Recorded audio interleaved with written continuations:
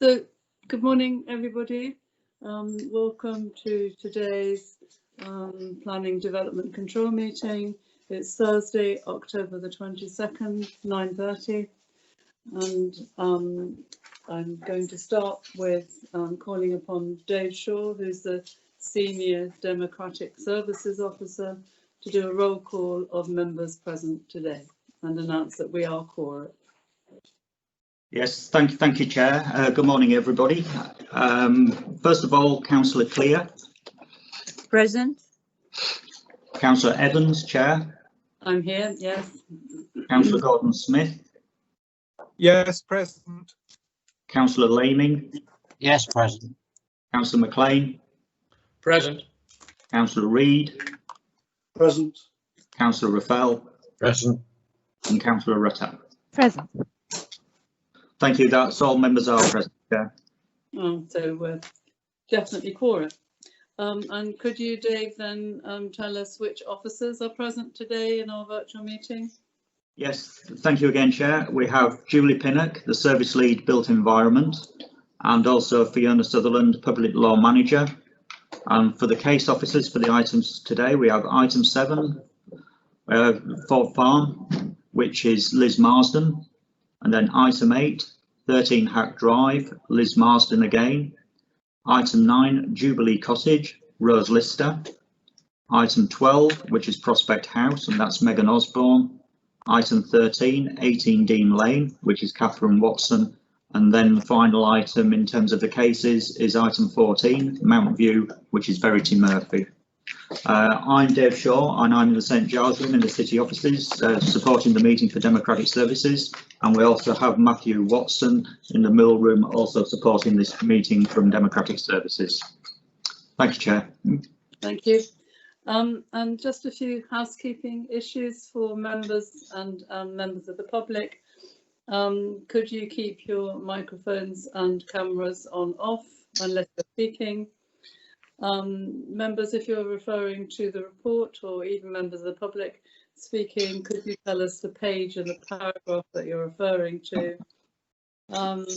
If you have any IT problems, which does tend to happen quite a lot these days, then that may affect members your right to vote. If you could just inform us whether you are still in the virtual meeting. A reminder to members of the public to turn their mobile phones off, please. And then when members who are speaking, when you speak, the clock will come up and you will see that you will have 3 minutes. After that, there is a possibility that members of the committee would like to ask you further questions. And then you're very welcome to stay in the meeting, not only for that item, but for the whole day. But I doubt if you will want to stay for the whole day. If you could just remain with your mics and videos off. And I also advise that this meeting is being audio recorded and live streamed from the Council's website. And a video recording of the meeting will be uploaded to the Council's YouTube channel after the meeting, where it can be found next to the meeting's details, where the recording will remain thereafter. Before we start with the agenda, I just wanted to pay a tribute to Hugh Thomas, the architect who died recently. Hugh was a local architect and probably was among the people that did most to change the face of Winchester's buildings. He led the campaign to stop the demolition of the Peninsula Barracks, and what we see there today now is the result of his work. He loved Winchester and the cathedral and its history, and he designed over 600 buildings in the city. The nearest one to the Guildhall is, of course, the buildings in Eastgate Street near King Alfred's statue. And he also enjoyed doing many barn conversions. We didn't always agree with him, and he certainly didn't always agree with us. Refusal. But we did welcome him and his contribution to the face of Winchester. He had an affable charm which made him a very enjoyable person to work with. I just wanted to make that tribute to him, and I noticed that last week Andrew Rotter, our former conservation officer, also gave a very nice tribute to him with a suggestion of how to remember him, with I think a sort of little pond up at Peninsula Barracks. Anyway, let's start with the agenda. Apologies, and deputy members, I think we're all here. That's correct, isn't it, Dave? Yes, that is correct, Chair. All members are in the meeting. Thank you. Item 2, disclosures of interests. Any disclosures of interest? Vice Chair, any indicated? Councillor Reid, did you want to make a disclosure? Otherwise, there are no indicated on chat, Chair. Councillor Reid? I replied by saying none. Okay, thank you. So no disclosure of interest from the committee. If I may, Chair, I don't know if this is certainly personal, but it's certainly not prejudicial. One of the photographs on the Ford Farm application is taken from a house or a person who is known by me. Okay. I've not expressed any. Well, I haven't expressed any opinions on this, but that person is known to me. Okay. So if I could have some advice as to whether that is. Thank you. It doesn't sound like a prejudicial interest, but we'll just ask Fiona Sullivan to confirm. Thank you. Sure. It certainly isn't a prejudicial interest. At most, it's a personal interest if one of the objectors is known to Councillor McLean. So if Councillor McLean is happy to record that as a personal interest, then so be it. I think for propriety's sake, that's wise. Yeah, so you're recording that as a personal interest? I think that's what we've been advised. One of the objectors is known to you. Yes, correct. Yeah, thank you. And I believe that's it. I don't think we have any membership of subcommittees. No, that's correct, Chair. There's nothing to report on this item. And then we have 2 sets of minutes, as it were. We have the minutes of the last meeting held on the 24th of September, which is starts on page 9 of our report. If you could just unmute and indicate your agreement to accepting the minutes. Agreed. Agreed. Agreed. And then we have Agreed. 1 minute. Thank you. Thank you. So those are agreed. And then we have 1 minute on page 17, which has come back to us with a slight alteration, and you'll see the alteration in red. So same procedure, if you could unmute and indicate that you are agreeing. Agreed. Agreed. Yep. Agreed. Thank you. So we then move to the update sheet, and could I ask the committee their agreement to accept the update sheet as an addendum to the report? Agreed. Agreed. Agreed. Thank you. So we will then move on to agenda item 7, which is 20/01359/FUL, application for the erection of polytunnels for the production of soft fruit and berries on agricultural land, phase 2, part retrospective, at Ford Farm, Botley Road, Bishop's Waltham. The case officer is Liz Morrison. And when you're ready, Liz, we're ready to hear your presentation. Just getting it up.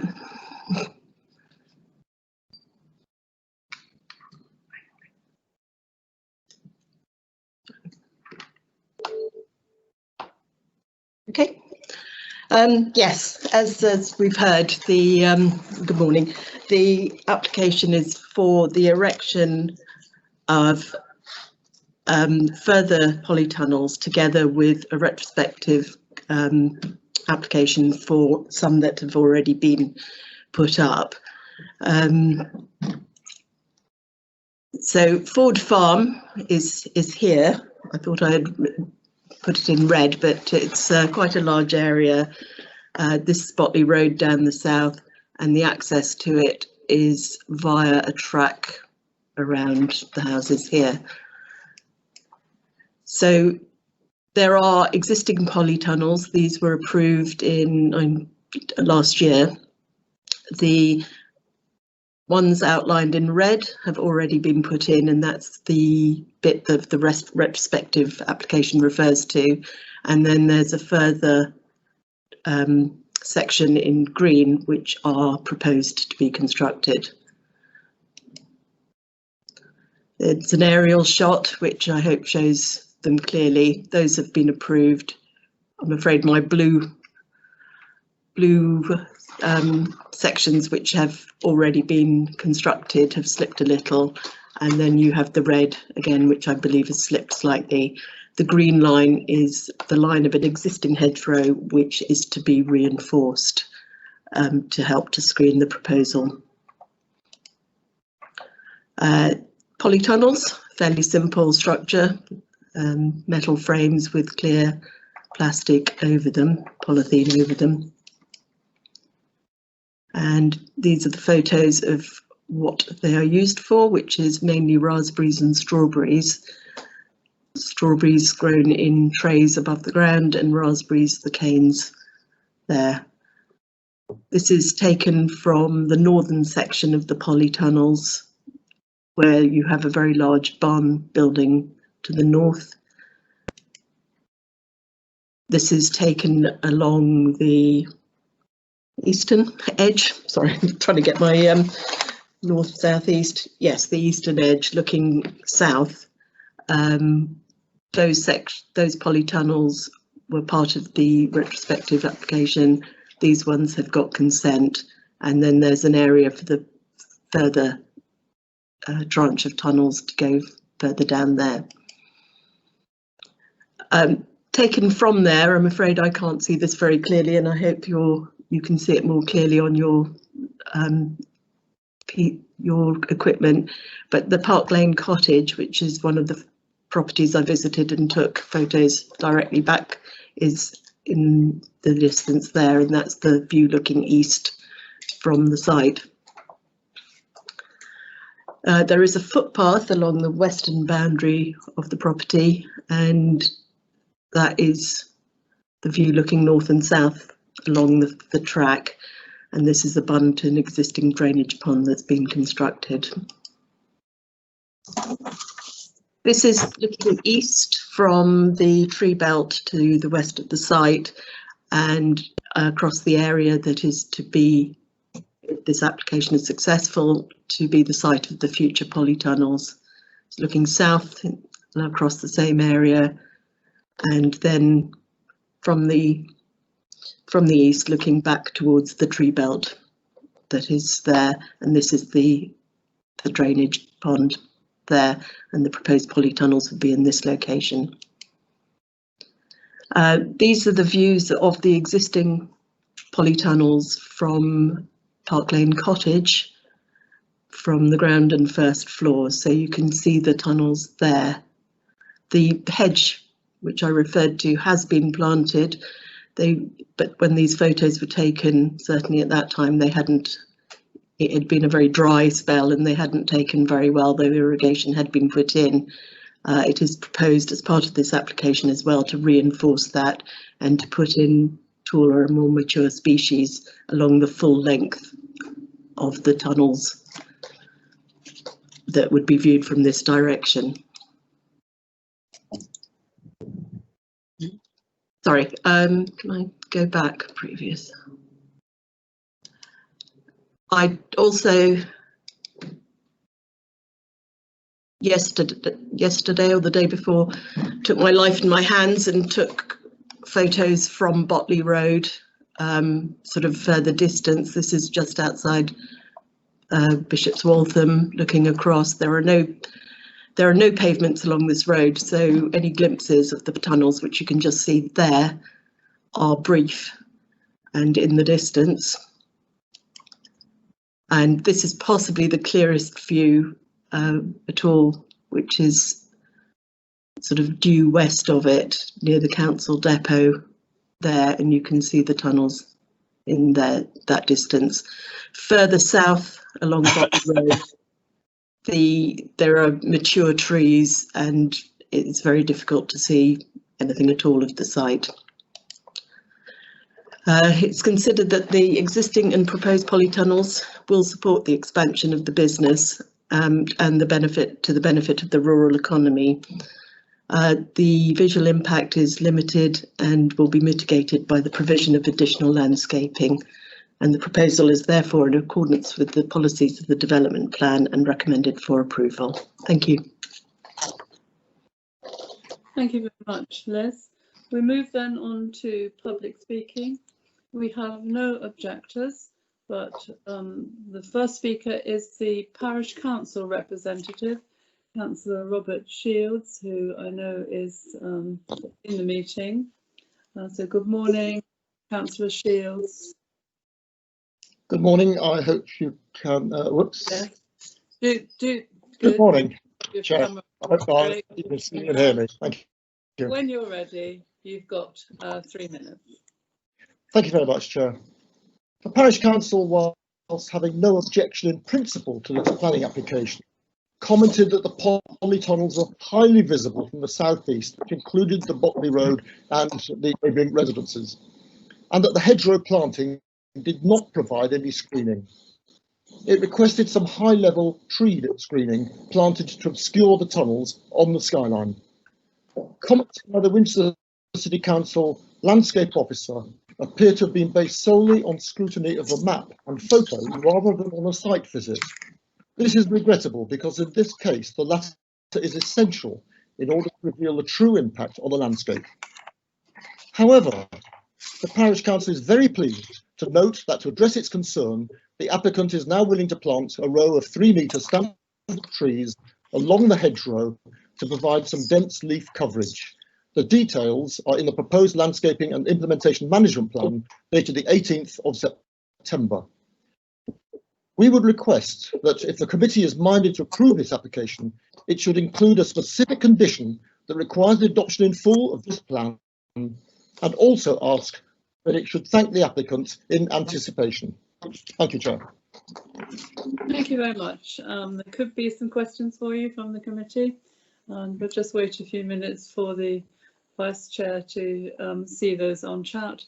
My question to you, Councillor Shields, is that that's not an objection to the current application. It's a sort of discontent with what's gone on before, is it?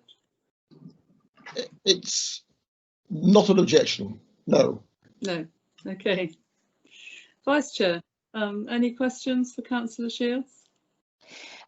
Yes, Chair, I believe Councillor Reid, who has his hand up, wishes to ask a question. Thank you. Oh yes, I see his hand now. Councillor Reid. Thank you, Chairman. Councillor Shields, can you just clarify in the Parish Council's comments, you state that it's contrary to the village design statement. Could you just explain how it's contrary?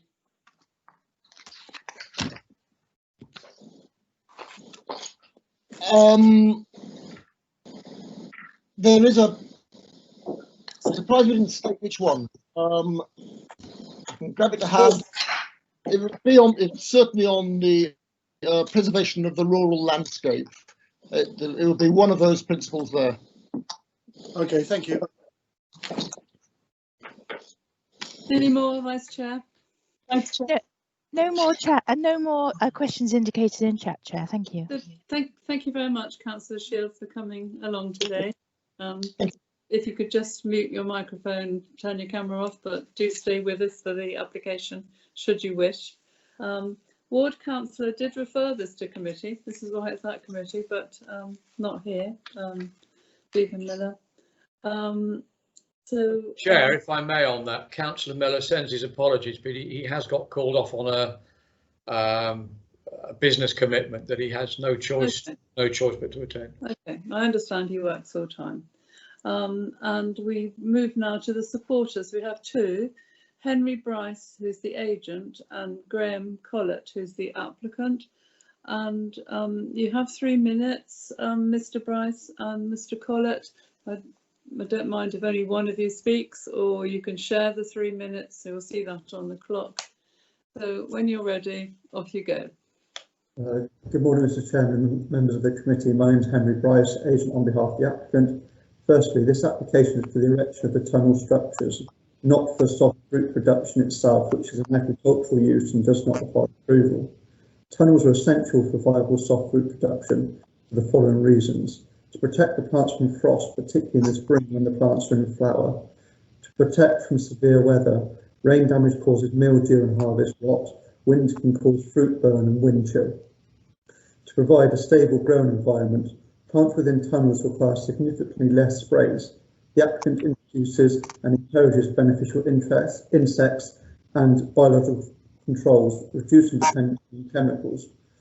Tunnels significantly reduce the land required to grow fruit in comparison to outdoor production. Tunnels are essential in allowing an environment to grow healthy, sustainable local fruit. We take on board local comment and have submitted the landscape proposal. The applicant planted a hedge in the spring of this year, which was irrigated throughout the summer to improve the screening. In addition, the applicant agrees to plant a further 2 rows of hedging plants and some larger 3-metre standard trees to bolster the landscape and visual impact of the site. We all want to reduce food miles and have locally produced, fresh, healthy food available. We all encourage young farmers to work in the countryside and contribute to the local economy and employ others. This farm diversification provides local food, employment and helps the environment. The enterprise is only viable with the aid of tunnels, and we hope you support this application. Good morning, Mrs. Chairman and members of this committee. I'm Graham Collett, second generation farmer and partner at Westlands Farm. We run a mixed farm of beef and sheep, which we sell through our farm shop at Wickham. And we diversified into soft fruit in 2018, growing strawberries and raspberries. So far this year, we've sold close to 300,000 punnets of strawberries and 180,000 punnets of raspberries. About half of that is sold through supermarkets, but the rest is sold locally through our own farm shop, other shops, greengrocers, etc. I hope you've all seen our Love Westlands branded fruit for sale somewhere. We secured planning for phase 1 tunnels in November, but as a result of COVID, our marketing partners, Berry Gardens, predicted less fruit would be imported to increase production to help meet the shortfall. This work is labour intensive. The additional tunnels will employ a further 26 seasonal workers and 10 long-term workers. We have this year employed a number of British workers who've been made redundant due to COVID. We're lucky to be located in a climate down in the south here that lends itself to fruit production, being mainly frost-free, and it enables us to achieve premiums. However, they can only be secured if the growing climate is ideal, which is the purpose of the tunnels. In summary, we are farmers and want to grow healthy, local, competitively priced food, and we need polytunnels to do that. Thank you. Thank you very much. And so while we have questions being put on chat, if there are any, to the Vice Chair, it's probably to Mr. Collett. Do you ever take down the polytunnels for maintenance purposes, or because it's winter and you're not using them? The plastic lasts sort of 3 to 5 years and we changed at that point. Where we're down here in the south, we actually plant in sort of mid to late January in strawberry, and that will crop right through, and we're still cropping now in parts in November. So long as the winds are not too strong and they can remain covered, then we prefer to do so for obviously cost saving. It's man hours to remove. We're aiming to produce fruit on the shoulders of the season. That's kind of our, as it's referred to as our niche. That way we're directly displacing imported fruit from southern Morocco and places like that at this time of year. Thank you. And you heard the Parish Council's comment on landscaping, and you're confident that the mature landscaping will improve this time around, because I think there was some dissatisfaction with the landscaping planted last time. Yes, yeah, we fully accept those comments. Frustratingly, when we went to plant the hedge, it was in the middle of the pandemic, and our usual supplier was not open for trading, not open for business. So we just found what hedging plants we could. Then it turned out to be extremely dry. Despite irrigating it, it unfortunately hasn't grown quickly enough.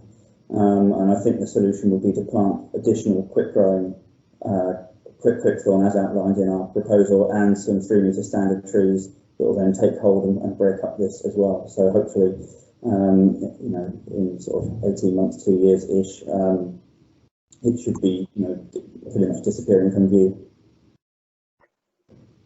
Chair, could Mr. Bryce move a bit closer to his microphone? We're having huge problems hearing him out here. Yeah, I think they're trying to be socially distant, are you? Well, yeah. That's Mr. Collett who's just been speaking, isn't it? Yeah, Mr. Bryce was the first person, although on our screens, Mr. Collett, you're below Henry B, but I think Mr. Bryce. Okay, I should have said both. Yeah, well, I think they're trying to be socially distant, Councillor McLean. So yes, did you get that about the planting, Councillor McLean? I did, but I have some questions when my turn comes. Okay, right. So Vice Chair? Yes, Chair, we have questions from Councillor Raphael and Councillor McLean, please. Thank you. Councillor Raphael? Thanks, Chair. I think you almost covered my question. I'd like to know the specification of the hedging. I'm told to get a perfect hedge there, it needs to be 3 rows of native specimen plants. Is that what's going to happen? It's actually 4 rows. There are 2 rows currently that were established in the spring, and yes, they're native specimen, mixture of quickthorn, blackthorn, dog rose, gilder rose, all the usual things you find in an English hedgerow. We're going to double this out to 4 rows using quickthorn, which should grow at the fastest rate of all of those. At the moment, there are whips there. Are you going to put 3-metre high plants in there? Yes, yeah, that's right. 3-metre standard trees. They come with root balls. They should be starting to dig those when the sap stops running in the trees, which will be late November, I imagine. They'll be spaced down the hedge line as well. Okay, Chair. Thank you, Chair. Can we make a condition of that to the specifications? Yeah, well, condition 1 is the landscape and the landscape plan. It doesn't mention the height of the trees, though, Chair. No, it doesn't, no. So we'll just discuss that with the case officer, Liz, when we get back to her. Thank you. Thank you. And Councillor McLean? Thank you, Chair. A few questions, if I may, gentlemen. During your description of the trees, you said there would be some mature trees. Is there actually a number? Because some could be 2, could be 10, could be 20. How many trees are you actually planning on there? That'll be my first question. The second one is a thorny one. We already had one retrospective application from your good selves, which was passed. You would have thought, having had a retrospective application from you already, you would have learnt from that and put an application in prior to building the polytunnels that we're now looking at retrospectively. I find that a little bit upsetting, that as an organisation you've just decided to go ahead and do something without following the practices you already knew. Another question would be with the polytunnels. In the application, you say you adhere to the code of conduct or code of practice of polytunnel operation, which suggests that polytunnels should be taken down during the winter and reinstalled during the summer. Sorry, in the growing season. I wonder if you could respond to that for me as well. Thank you very much, gentlemen. Before you do that, gentlemen, just a gentle reminder to Councillor McLean that there is nothing wrong in retrospective applications. It's annoying to the committee, I quite agree, but it's understood that it's at the applicant's own risk. Exactly, which is why we're here discussing this. Okay, so gentlemen, your answers? In terms of the landscaping plan, I think the landscaping plan states 10 trees. This would be a minimum. I think, you know, as a local public facing business, we would aim to do the best we can. So if if we plant more, we plant more. On top of that, there were a number of hedgerow trees planted within the existing hedgerow. Again, these were only 2-year-old whips at the time, but there would now be 3 and well established, and we anticipate they will grow exponentially over the coming years to mature. So that it's 10 additional standard trees in addition to the existing trees that are planted. Yeah, 15 field maple trees are already within the hedge growing. So that's, does that answer your question, Councillor McLean? On the trees, yes, but not on the other bits I asked. Yeah, what was the second one? Second one was, I'll cover the point on the code of practice. The code of practice was written in 2005, and although not that long ago, fruit production's changed quite dramatically, and the seasons have lengthened to meet demand for British fruit on the supermarket shelves as close to all year round as possible. The niche of this business is to be able to provide fruit early in the autumn and late in the early in the spring and late in the autumn, and that is why the tunnels are up all year round, to meet that customer demand of having British fruit on the supermarket shelves to displace imported fruit.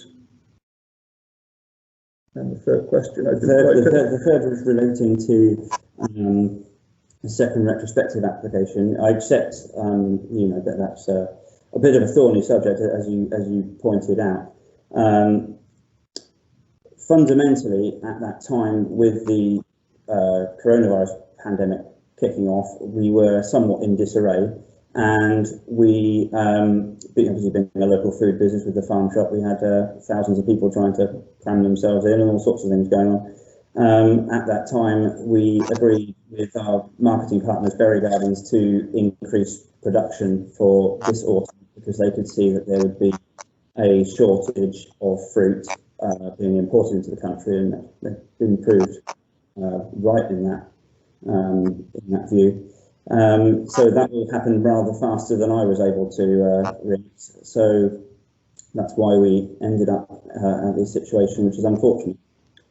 It was very much the view of the marketing group that they couldn't rely on fruit from south of Spain because they couldn't find the drivers to bring the fruit, and that has been the problem throughout certainly the initial lockdown period, when demand for fruit was high as everyone was shopping, but they couldn't get the fruit into the country. Thank you very much, gentlemen. Thank you. Vice Chair, any more questions? No more questions on chat, Chair. Thank you. So, Mr. Collett, Mr. Bryce, thank you very much for coming along today. If you could turn your microphones and cameras off, but do stay with the meeting if you wish. Liz, as case officer, anything you'd like to pick up on from what you've heard?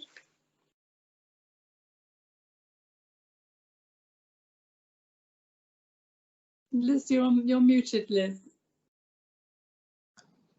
Sorry, thank you, Chair. Reference was made to the specifics of the landscape plan and a condition requiring it. The condition does say that the landscape works as set out in the plan and landscape implementation and management plan shall be carried out. That plan actually contains details of the type and height and of plants to be put in. So it is actually covered within that condition. We don't see the plan though, Liz.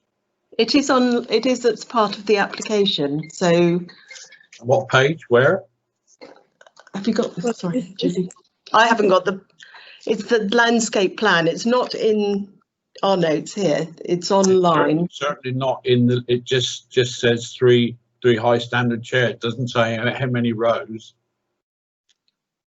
Well, all supporting documents normally. It's in the management plan. There are two documents. There's a plan, which is a drawing showing the rough locations, which is online at the moment. And then there is a management plan, which sets out the words in terms of, you know, how many spaces between plants and things like that. And that has the type of species and the height included within it. And how many rows is it? I'm sorry, I didn't bring that management plan with me. So Julie, have you got it?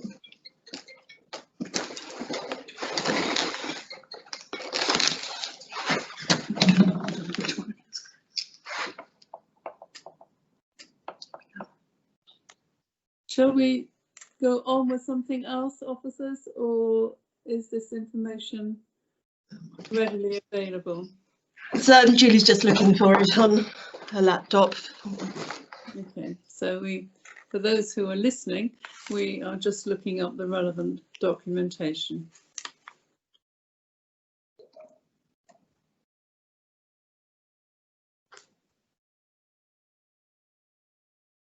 Which is on the screen now.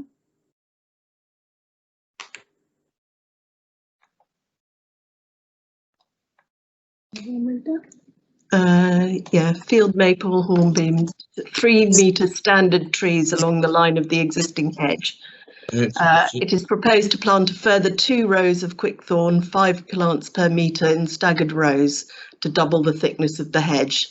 These plants will be 60 to 90 centimetre bare roots and will allow a denser screen. So that makes a row of 3 trees, does it?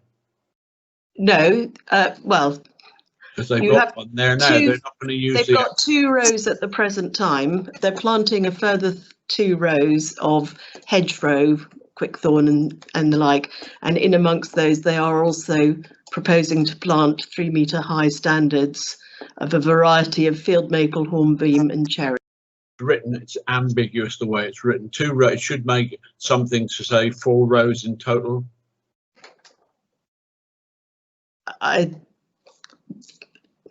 Chairman, I think your officer advice is we're satisfied that that's appropriate in this context with the condition that we've recommended to you. In 5 years' time, and they haven't done it, you'll see. If I may, Chair, I need to come back on one of my questions, which I received the answer. There were going to be 10 mature trees put in there. Now, looking at 10 mature trees in relation to this, it's a blot on the landscape. It's nothing.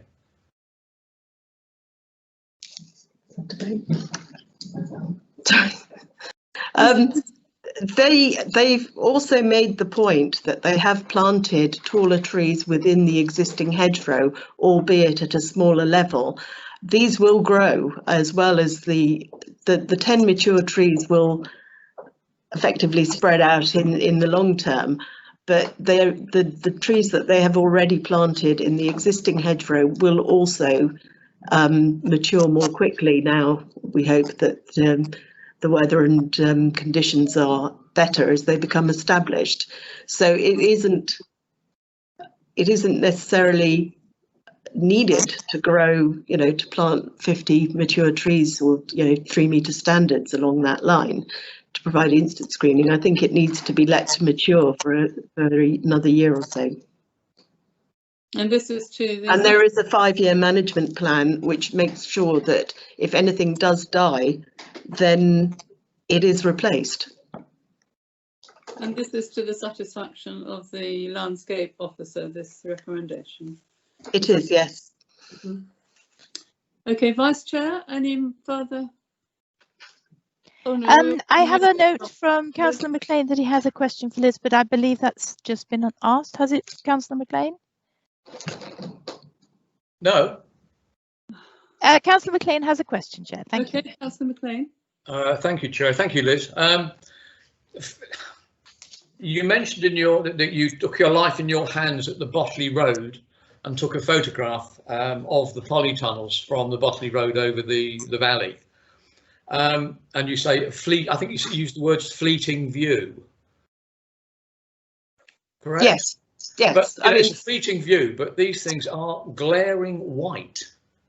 So it's from about 3 other places you get this fleeting view of these white polytunnels, and I just think we've got to work a lot harder to take the white polytunnels and camouflage them, hide them, because they are not in keeping with a beautiful verdant green landscape that we have there. Albeit I praise the production of fruit for the UK market, which we have to do, but I think we've just got to be a bit, somehow or other, we've got to condition it stronger. Thank you. That was a question. I agree that they are visible, however fleetingly, and that they are white. I mean, that unfortunately, they are designed to maximise the light available and therefore, you know, support the growing process. You can see them in the landscape. However, they are agricultural, and it is an agricultural landscape. And personally, I'd rather see agricultural landscape being used for the purposes that it's intended for. And, you know, I don't think that the views of them currently are so bad, and they will certainly be considerably improved as the landscaping that is proposed matures. If I just can come back again, and my final one on this, and I'm going to be stunned completely, I think. We are railing against the use of plastics in our landscape and in our everyday life. And yet here we are putting meters and meters and meters of plastic into the countryside. I wonder, do we have any comments on that?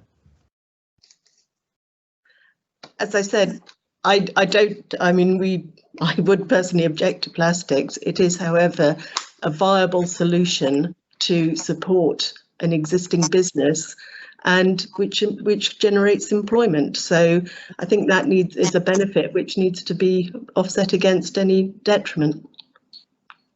Okay, I'm going to move on. Liz, have you got anything else to make a comment on from what you've heard? No, thank you, Chair. Thank you. Vice Chair, well, members, we're going to go into questions now, and there's only two sheets on our report, page 22 and 23. So questions on any of the headings there? No further questions indicated, Chair. Okay, just wait a few seconds in case people are slow in getting up on the chat, but no, it seems so. So we move then into debate. Any contributions to debate? We have Councillor Reid, Chair. Thank you. Councillor Reid. Thank you, Chairman. I think I'm rather glad that Liz did take that last photograph, because that was the view that I got when I stood on that particular spot when visiting the site myself. They are very visible from that particular point. It's a piece of land adjacent to the depot and separating from the residential property further to the right. However, I think that the proposed new tunnels will actually be less visible from that particular roadside, because they will actually hide behind a fairly substantial tree belt that seems to exist at the moment. I think Ms Marsden gave all the answers that I would have expected to give. It is agricultural land. It is being used to support our industry. It's obviously having employment, and I will therefore go along with the recommendation. Thank you. Thank you, Councillor Reid. Vice Chair, any further contributions? Yes, we have three members wishing to debate, Chair. We have Councillor Clear, Councillor Raffel and Councillor Laming. Thank you. Thank you, Councillor Clear. Thank you, Chair.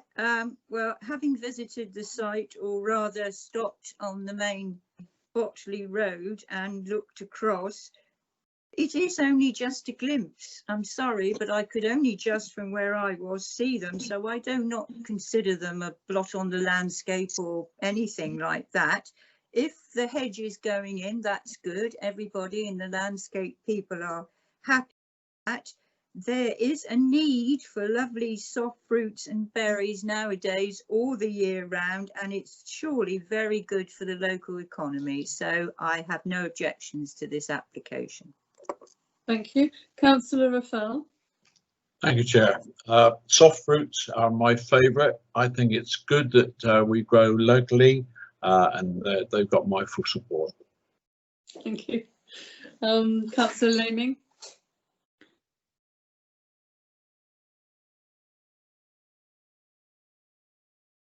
Councillor Laming, are you on mute?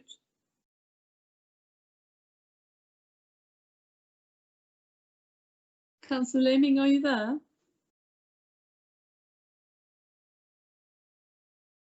Well, I'll come back. In the meantime, Chair, we have Councillor Gordon-Smith with debate. Thank you. Thank you, Vice Chair. Councillor Gordon-Smith. Yes, dear me. I mean, they're not a great addition to the landscape, and obviously they are visible even at that distance. I think due to their reflectability and the pale colour in the landscape. You're never going to succeed in screening them completely, but I think by putting groups of mature trees or trees that will eventually become mature along there, you break up the visual impact. As has been said, the views are mostly from people driving along the road. It's not a solid view, it is a glimpse. So I'm for approving this, and I think we have to realise that, I mean, they are a current necessity, but they're not actually a permanent feature in the landscape. It's not like building a steel industrial shed. So, you know, I think we have to, well, I would support it. Thank you. Councillor Leeming, you've come back on my screen. Did you disappear? What happened? We had a malfunction on the internet. It's gone down. I'm just rebooting the main computer up. I mean, So just need to check with Fiona that you allowed us to carry on participating. Fiona? Chair, can we be clear how long Councillor Leeming was out of the meeting for and what he missed? yes, I only missed from. I heard all of Councillor Clear's comments, but I didn't hear the second one before me. I'm sorry, that was debate, was it? What was it? Yes. Yes. It was only debate I missed. Oh, right, I'm just trying to be clear which bit of debate we missed So, and it was. I So heard did all you up hear to the end of Councillor Clear. Did you hear Councillor Raphael? No. That was debate. So debate, we had Councillor Reid, or then Councillor Clear. So you heard Councillor Clear, but you didn't hear Councillor Raphael. No, that's the only thing you missed. Yeah. I was just supporting it. Yes, and so I don't think there was a lot missed there. I think given it was only Councillor Raphael's comment, I think that's fine if that was all that Councillor Leeming. According to my notes, that's all that Councillor Leeming has missed. So your contribution, Councillor Leeming? Yes, I dislike retrospective applications, but I think in this case I'm satisfied with the what the applicant said. I dislike the use of plastic in the countryside without proper reason for actually recycling it when it's finished its end of its life. I think that this is an agricultural use, and I think it's screening is very good on this, and it will come to fruition over a few years, which will be natural, and I therefore think this application should be approved. Thank you. Vice Chair, any further contributions? Yes, we just have Councillor McLean in debate, Chair. Thank you. Councillor McLean. Thank you, Chair. Yeah, I'm very happy to support a local business that's obviously growing. I think that's fantastic. And as long as this business actually keeps to the screening plan that they have assured us and promised they will do, I'm happy to support it. But I will be keeping an eye on it from a distance, and if not, we'll be asking them to carry on with the agreement that they've made with this planning committee. Thank you, Chair. Thank you. And yes, I've been to the site. You can see it from the Botley Road. I consider it to be quite some distance from the road, in fact. And I understand the concern over plastics, and if there were an alternative, I'm sure that they would be introduced, and that's the future, isn't it? I didn't realise until I read the report that the fruit actually goes to Westlands Farm, which is in my ward, and little advert for them. It's delicious fruit, they're the nicest raspberries I've ever tasted. And I'm very happy with the recommendations of the landscape officer to plant even more mature species, and all the bits about supporting the rural economy. This is a farm, so I don't, although you can notice them, I don't find them offensive. So I too will be supporting the application. I think, unless the Vice Chair tells me differently, that we've got to the vote. Yes, Chair, thank you. Yeah, so Dave, over to you to do a roll call for the vote. This application has been recommended for approval. So if you agree with that, you vote for, against or abstain. Dave? Yes, thank you, Chair. Thank you for that summary. First of all, then, Councillor Clear. For. Councillor Evans. For. Councillor Gordon-Smith. For. Councillor Laming. For. Councillor McLean. For. Councillor Reid. For. Councillor Raffel. For. Councillor Rutter. For. And that's all 8 members in favour, Chair. So that application has been approved. There are no extra conditions on the update sheet. And so we'll have a very short break, 5-minute break, to get the presentation up, but we will be moving on to agenda item 8. So it's 10:21, so we will move on by 10:25 to agenda item 8. Thank you very much. Goodbye. Thank you. That's to confirm that all members are chosen for the next item, Chair. That's great. So we will move on to agenda item 8. This is case number 20/01388/HOU. This is the conversion of an integral garage to an integral annex with bay window to the front and level threshold side access door, erection of a timber outbuilding to include a workshop stroke garden room, and facilitate the change of integral garage use for use ancillary to the dwelling at 13 Hack Drive. And this is at 13 Hack Drive, Polden Common. The case officer is Liz Marsden again. And when you're ready, Liz, we are ready to hear your presentation. Sorry, we're just finding the presentation, Chair.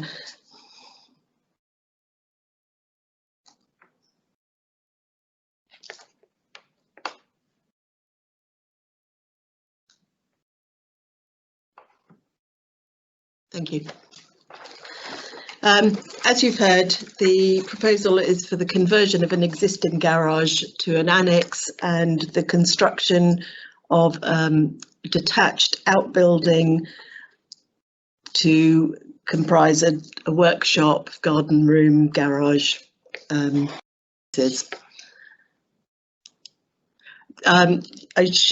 would just like to update, do a verbal update on an email objection that was received late yesterday, which referred to the diminishment of the gap between 13 and 15 and referred to the report on the previous application, which allowed the extension to number 13, and with reference to impact on the character and appearance of the area. And that was agreed with by one of the neighbours as well. So the presentation has actually, I've included a few more slides that weren't in the pack that you've received. So if you have any queries, please yell. So the site is located towards the end of Hack Drive. It's the garage. This doesn't actually show the extension to the existing property that was done in 2014, but that extends out here. And the proposed outbuilding, as you'll see, is on this strip of land here, which has got footpaths to either side. That's an aerial photo taken quite recently, the occupants of number 13. You can see here the extension that has been constructed to that property, and that they have used this area of land which they own for parking on in the past. And it shows the area of land is relatively clear. This wasn't always the case. This is the same area of land here, which was heavily overgrown in 2013, and you can see in various bird's eye views of the site that that was quite a dense growth along there. This is taken from the Colden Common Village Design Statement, which sets out the open areas and things that are to be retained within the village. The actual site we're talking about isn't included within this area. It's in fact just there, but it's not designated as anything in the statement. Again, that's the layout plan. Here you can see the extension to the property, and this is the proposed outbuilding. With regard to the annex, these are existing and proposed elevations and views. This is the integral garage at the present time, and this is the proposed conversion. Involves a new door in the side elevation and the replacement of the garage door with a bay window, a square bay window to the front. A sort of living area, integral ensuite bathroom, and then a shared facility, sort of what do you call it, a utility room with the main house. The garage, or the outbuilding, and the combined use of garage storage and workshop, garden room, etc., is located on this strip of land formerly overgrown but which has been cleared. There are footpaths, one to the west of the site, which was created with the original application for the development of this area as a whole, and one to the east, which is a much older footpath along here and has been in such use for many years. So the garage itself has got a door at the front, sort of garden doors at the back, and is separated out into the various uses. It is just under 4 metres in height. It's about 10 metres long and 5 metres wide. And it is proposed to clad it in wood with a tiled roof. These are provided, and you can see the street scene at the present time, and then with the garage there. And this is the view on the other side of the road from the property. Again, to photos, this is the existing extension to the house. The conversion hasn't taken place yet. You can see the garage door there. And this is the side view of the house. Again, there's no door, which was proposed in the side elevation there. This is taken from the site of the proposed outbuilding, and the footpath is along there, but we'll have more photos then. Okay. So this is the view across the site towards number 15 Hack Drive, which is separated from the site by a hedgerow and then the footpath, and then there's a close boarded fence, which you will see in other photos. This is the overgrown land to the north of the site. And again, this is the view of the side elevation of 15 Hack Drive. Views looking north and south along the footpath. This was the footpath to the west of the site, which was created with the development as a whole back in the 60s, and that's looking north towards Kiln Green, and this is from the side looking south towards Hack Drive, and number 15 is here. This is the northern end of the ancient footpath, if I like to call it that, to the east of the site, where it comes in at the north of Kiln Green. And this is the footpath as it goes past 15 Hack Drive. The hedges on the site are shown here. These are views from windows in the western elevation of Hack Drive. This is taken from the landing window at sort of 1.5 story level. This is taken from the ground floor living room area, and this is taken and was provided to show the extent of sunlight into the front living area arriving from that window. Again, this is from the window and towards the rear of the property, which serves what is now a combined kitchen study area. Previously it was a separate room, in the original plans anyway.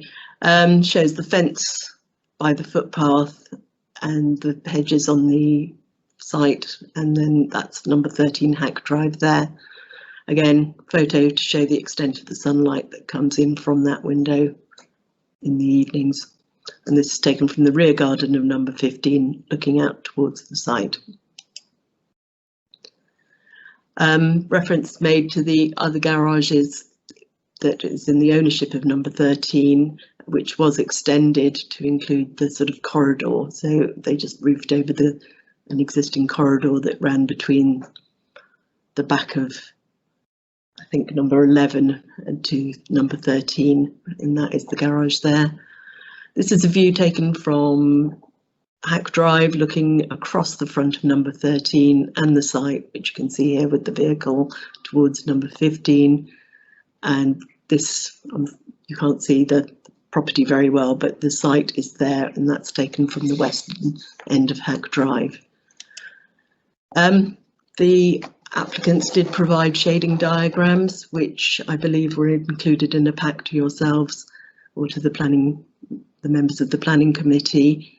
I've included a few of them here just to illustrate that it's not considered that this will result in undue loss of light to the windows of number 15, in that they've shown it without the building there and then with the building there, and there's little difference towards the light on the side elevation of that building, where the bigger trees and the taller building would create shading in any case. And these are some that were submitted, and they are on the public file just from different angles. This is March, and some are taken at various in the evening when you would expect the sun to be in the west, and in the winter. The recommendation is for approval. It is considered that the building can be accommodated on site without significant harm to the character of the area, and is therefore in accordance with the development plan. Thank you. Thank you very much, Liz. So we have quite a few public speakers, and we will start with objector, Mrs. Emma Bowden. Good morning, Mrs. Bowden. Hello, good morning. Can you hear or see me? We can hear you and see you. Brilliant, good morning. When you're ready, you have 3 minutes. Good morning. Good morning. I live with my son at number 15. You will be aware the 2014 report notes the importance of maintaining the gap. Both pre-apps advise the development before you today would be unacceptable. I'm therefore at a loss to understand how it could be recommended for approval. The first pre-app was for a dwelling. The advice was any building would be cramped, out of keeping, unacceptable. The second was for the size of a dwelling, 9 by 6 by 4. The application before you today, 10 by 5 by 4. Huge, same length as my house, 1.5 narrower, height near top of landing window. The second pre-app advice was a modest single width garage may be possible. So how is this application 4 times the size of a modest single width garage? The word garage is used, but please bear in mind this is a garage, workshop, storage and garden room. The report says my west windows were high level for drawing, but built with outlook. We realised on recent visit they are 1.2 above floor, 0.7 deep, my house is raised. The pre-app advice used incorrect information, thinking my windows were high level, and even then only said a single modest width garage may be possible. Plot of land must remain open. 1, for my house designed to work. We have no east windows. It will create an enclosed feel, especially in dark rear, potential to affect mental health. We have near full outlook over west fence and hedge top, with partial view of deciduous trees planted by applicant in front of our windows. 2, the quality of 2 heavily used paths. Public will feel they are walking through someone's garden, or perhaps it is not the right of way they thought it was and is. 3, area character, street scene. It will be incongruous, highly visible, not in keeping with open space character. An oversized wooden building near curbside on brick built road with large open front gardens. It will destroy the built pairing on road. Agent and applicant statement are a spin to pull all over our eyes. Land is never used except for parking a van with no drop curb. Why, when you have a garden attached to your house, would you assert that you use a piece of land? They say garden, I would say land. The other side of a path which leads to 5 house frontages, village centre and school. The street scene has the top of my landing window at 5, it is 4.3. Curiously, shading per the shading diagram is odd. Page 2, July 4:30. On my west elevation, curiously, shading on my west elevation is lower with building. The east face of my roof loses shade with building. At 5:30, the east face of my roof before building has no shade, with building has shade. Who has done this diagram? Committee, I put it to you, the incorrect assumptions, drawings, ignored pre-app advice and 2014 report raised logical, rational doubts in the application of the planning process for consideration of this proposal. Develop Lou and Close Garage, approved 2014 and put 2 vehicles on large drive, problem solved. It appears the land has been provided as open space never to be built on. If it could have been, be assured a developer would have. Some effect on my home, paths, street and community I live in will do significant harm. The land should remain open to continue contributing to the open character of the area, and I urge you to please refuse this application. Thank you very much for listening. Thank you very much. Well timed. There could be some questions from members of the committee for you. I'll just wait. It's a cumbersome system, I'm afraid, Mrs. Bowden. They have to put them onto chat and then the Vice Chair has to tell me that there is a question. Okay. There are no questions indicated. Thank you, Chair. So thank you very much for coming along. Thank you. Mute your microphone and turn your camera off. But Chair, excuse me, there might be a question from Councillor Reid, who's raised his hand. Right, sorry. Councillor Reid, there is a question. Councillor Reid, could you use chat? Are you unable to use chat, Councillor Reid? I would if I had it. Oh, I see. Okay, all right. My apologies. I I'm sorry. use what they use in cabinet, and that is the hand. Okay, I missed your hand. Thank you. Okay, Councillor Reid, your question. Mrs. Bowden, was that estate, to your knowledge, an open plan layout in its original format? Well, the whole area of the village, especially this area of the village, it had permitted development rights removed to protect this area because it is a very open plan. Like at the front of the start of the road, when you go in on the right hand side, there's a big open space. All the gardens are not allowed to put hedges up or anything at the front because it's meant to be all open plan. There's lots of greens all over the area, and my argument would be, does it mean that anyone can plant on their greens? You know, they own the greens, but they're not going to plant on them because they are greens. Thank you. Thank you. Vice Chair, any further questions from Mrs. Bowden? No further questions, Chair. No. So, yeah, that finally is it. Thank you very much. Thank you for listening. Coming along. And as I say, you can stay as long as you like. If you could just mute your cameras and things. Yes, that's great. So we move on to the next public speaking. Parish Council representative Debbie Harding. Good morning. Good morning. Can you see me? Yes, we can hear and see you. Lovely, thank you very much. So when you're ready, you have 3 minutes. Lovely, thank you. I'm speaking for Colden Common Parish Council in objection to this application. This property is with a 1970s development. This is Area D in our village design statement. Houses built with large front gardens or greens, and most properties using service roads to access garages at the rear of their properties. To protect the design and the character of this development, covenants were placed to protect the open frontages and permitted development rights were removed. In addition to large front gardens, some properties have oddities of land within their title deed, all of which add to the open plan appearance. 13 Hat Drive has such an area, as you see in the application. Kiln Green properties own the adjacent sections of this land, also separate from their front gardens on the other side of the footpath. Research for the VDS clearly indicated that large front gardens, greens and oddities of land were highly valued by the community, and this character and feature was protected in planning guidance in the VDS under Area D, which reads, new development must not result in the loss of focal greens or landscaped areas. I would just like to point out that this guidance does not refer to the map which was referred to in the officer's statement. A 2014 planning application for 13 Hat Drive was determined by committee due to the number of objections.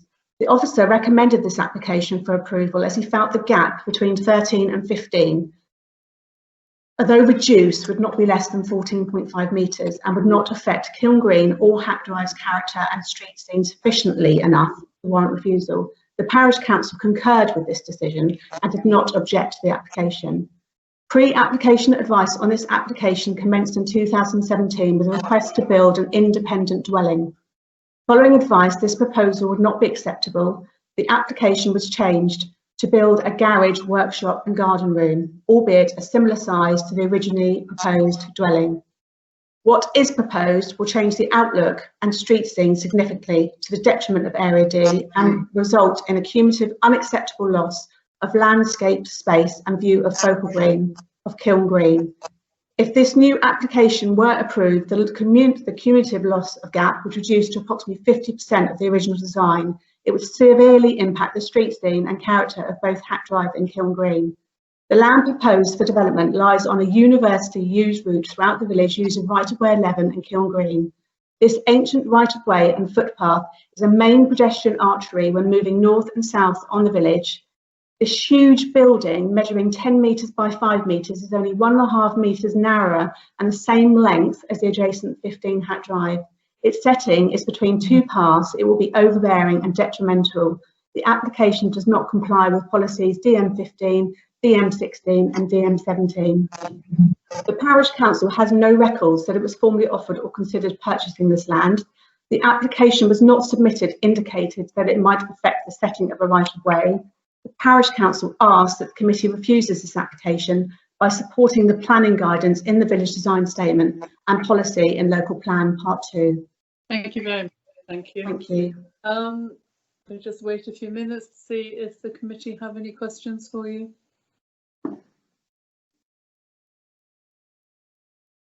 Vice Chair, any questions? No questions indicated chat, Chair. Thank you. Don't believe there are any questions for you.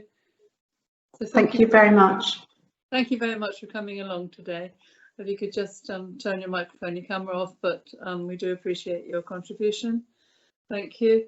Now we move to the 2 ward councillors, and the order I have on my paper is Councillor Bronk followed by Councillor Cook. Is that correct? Is that the order you want to speak in?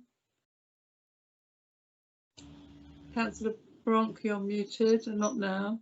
Yeah, So, thank you. I was waiting for confirmation from Dave. We have approached the Democratic Services and asked for this order of play. So if that's acceptable to you, yeah.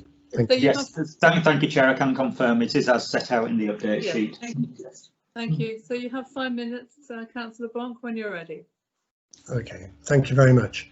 Fellow councillors and members of the Planning Committee, your decision is crucial to the protection of the character of the street scene in Colden Common and preservation of its open green spaces and wildlife corridors. I thank the officer for their effort, but I have to challenge aspects of the report before the committee. It seeks to lead the committee to approve the application, but in so doing, it doesn't give sufficient assurance that the concerns of the many various objectors have been given due consideration in the context of applicable policies. It's been mentioned, but I also draw to your attention that the report refers to the location not being curtilage, but would otherwise have given rise to permitted development rights. But it didn't inform the committee that those rights were removed from all properties in that area. Now, my principal concern is that the eastern segment of the applicant's land that forms part of Kiln Green is unsuitable for development.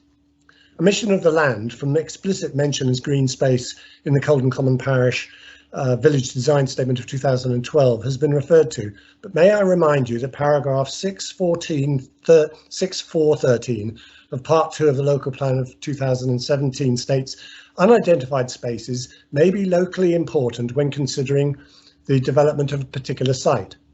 So the VDS refers to many small areas of greenery that are characteristic of the locality, and it refers to pathways through the village which form part of wildlife corridors. The VDS doesn't designate any of the 7 local open spaces in that locality. And it does refer to the not disrupting the formal rhythm of areas with distinctive character or result in the loss of focal greens and landscaped areas. Policy DM15 of the local plan is emphatic. Developments should respect the qualities, features and characteristics that contribute to the local area. And it says proposals will be permitted where they conserve or enhance the landscape and townscape framework, including key characteristics that were adopted in design statements. Conserve open areas and green spaces that contribute to special qualities of the townscape or landscape and setting of the buildings. And conserve trees, hedgerows and corridors which contribute to local distinctiveness. The officer's report is unsympathetic at best to the concept that Kiln Green, which has several owners, is a key characteristic of this area of the village. Its amenity and special value as a corridor that contributes to local distinctiveness is marginalised by reference to it having become very overgrown and only improved by recent clearance. The officer's report refers instead to retention of good-sized gaps between properties, similar to spacing of the housing stock along Hack Drive, and that there's no suggestion that the open plan nature will be reduced by inappropriate boundary treatment. But the requirements of DM 15(1), 2 and especially 5 have not been acknowledged and addressed in terms of the impact of a building of 50 square metres on the local character, green space and corridor towards houses 1 to 5, that is Kiln Green.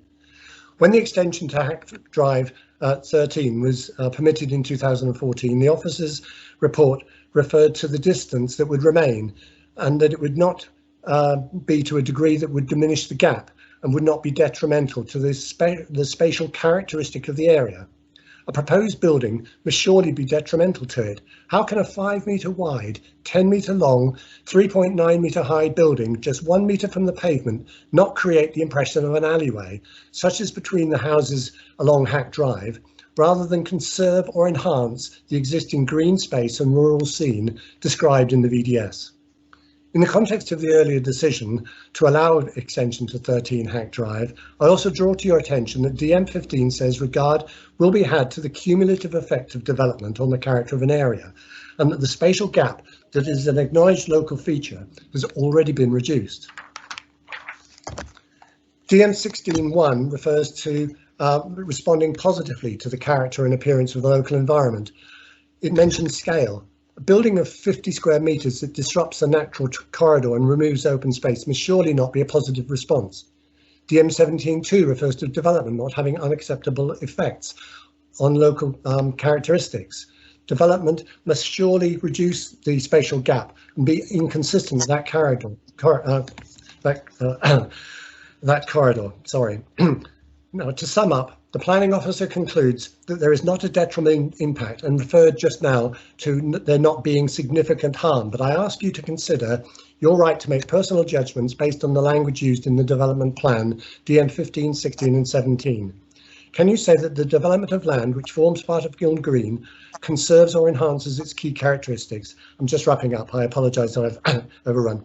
Does the proposal conserve its spatial characteristic, conserve an open green space and conserve a wildlife corridor?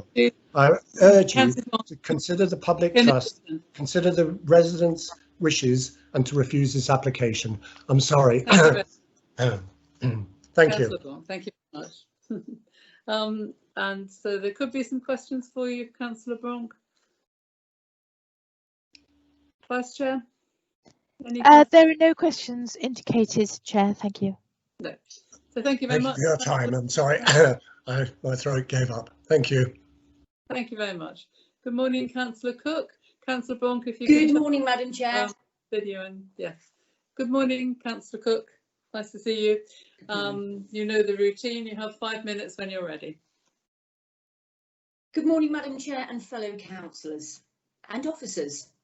Thank you for allowing me to speak at this planning application of a garage, storage and garden room and workshop on the land adjacent to number 13 Hack Drive.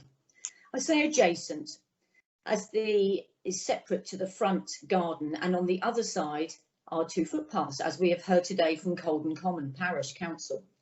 We go back to 2014 when an application came in and it was refused by committee, and it was due to a number of objections. Out of keeping and cramped, I think the wording was. So in 2017, pre-application advice on this application we have here today, they wanted to build an independent dwelling. We've heard that that advice was given and this proposal would not be acceptable. and it was changed to a garage workshop. Remember, it was submitted with the same dimensions as a dwelling, no change, 10 by 5 by 4. We've heard already about the loss of landscape space. The street scene would be dramatically changed. The dimensions of this overbearing and somewhat huge garage and workshop space is actually only 1.5 metres narrower than the property next door, number 15, although the same length. We've also heard that the land is being asked to be built upon is settled between 2 paths. As we've heard, these paths are used heavily, and we've heard it's the main pedestrian walkway when moving around the village. We've heard that the Colden Common Village Design Statement under the area D1, believe it reads, I think, new development must not result in the loss of focal greens or landscape areas, and this area of land is clearly that. Not sure if the committee are aware, but there are actually 7 greens in the village. Some are owned by a group of residents, and I believe there's actually a couple owned by Hampshire County Council, one of which is at the beginning of Hack Drive, and I think one of our councillors actually lives in Hacks Drive, no more, and an ex-mayor. Now, these residents and this street scene would be completely changed by this rather overbearing property. Oh, sorry, no, garage and workshop in its scale and mass. It also doesn't comply with the policies, as we've heard this morning from Councillor Bronk, DM15, DM16 and DM17 in the local plan part 2. From what you have heard this morning, there appears to be some areas of the application and report that even after the pre-app advice was given, the dimensions and size of this, as we have been told, is to accommodate, I think they're talking about a vintage camper van, reference the garage, a workshop, which concerns many, reference possible noise elements, and a garden room, all remember, same dimensions that was requested as a dwelling. I think you might know where I'm leading you on that one. Reference dimensions, it would have a dramatic effect on the amount of sunlight that would be no longer available to number 15, as this would be overbearing and perhaps quite threatening for walkers, and maybe they wouldn't think it's a walkway as it's so close. You are in receipt of some shading diagrams. I think you were sent them on the 15th. Alas, they seem to be a tad incorrect, and the shading areas do rather confuse people, or me anyway. The parish council, the residents in nearby households, Councillor Bronk and number 15, who this property would have a dramatic effect upon. On this green, its overbearing nature and all the other matters that have been highlighted to you today, I, as the ward councillor, and all the people that have rejected this, I ask you as a committee to refuse this application, and I thank you for your time. Thank you. Thank you very much, Councillor Cook. I'll start off the questions if I may. You mentioned that there are 7 greens in Colden Common, but is this one of the 7 greens, this site? Yes, it is. Okay. I believe so. I thought that the case officer said that it wasn't in the village design statement. Am I wrong? Are you referring to it's part of that area, but it is a green and it's part of the street scene. Yeah, okay. Although the land is owned by wanted to clear that. 13, yeah. Of course. Vice Chair, any questions for Councillor Cook? No questions indicated, Chair. So thank you, Councillor Cook. Thank you. Coming along. Thank you very much. Turn off your camera and your microphone. Liz, anything that you wish to update us on what you've heard? We've got to have the supporting. Do we need the supporter? Yeah. Excuse me just a minute. Fiona, did you want to speak about something? I think, Chair, you want to hear from the applicant or support. Oh, of course I do. Of course Thank I do. you. Yes, thank you very much, everybody, for reminding me. And apologies to Kim Blunt. I'm so sorry. Yeah, Mr. Blunt, you're muted at the moment. You're muted. You're muted, Mr. Blunt. Miss Blunt. Miss Blunt, sorry. Sorry, short hair. Sorry about that. I'm so sorry. Technology for you. Technology for you. Apologies for calling you Mr. Blunt, and secondly, secondly for missing you out. And you're very important. You're speaking on behalf of the applicants, Mr. and Mrs. Holyoke, I believe. That's correct. And you have 3 minutes when you're ready. Thank you. The planning units at 13 Hack Drive would comfortably accommodate the proposed development, which is considered to be acceptable to all policy requirements. The proposed location for the garage is acceptable because it would be on a residential side garden and not on any land with a specified designation. As demonstrated by the plans and drawings, it would conform to the building line and be located between 2-storey houses on either side. It would be surrounded by plenty of space and greenery, and so would reflect the pattern of development in the neighbourhood, and the open plan and spacious nature of the area would be maintained.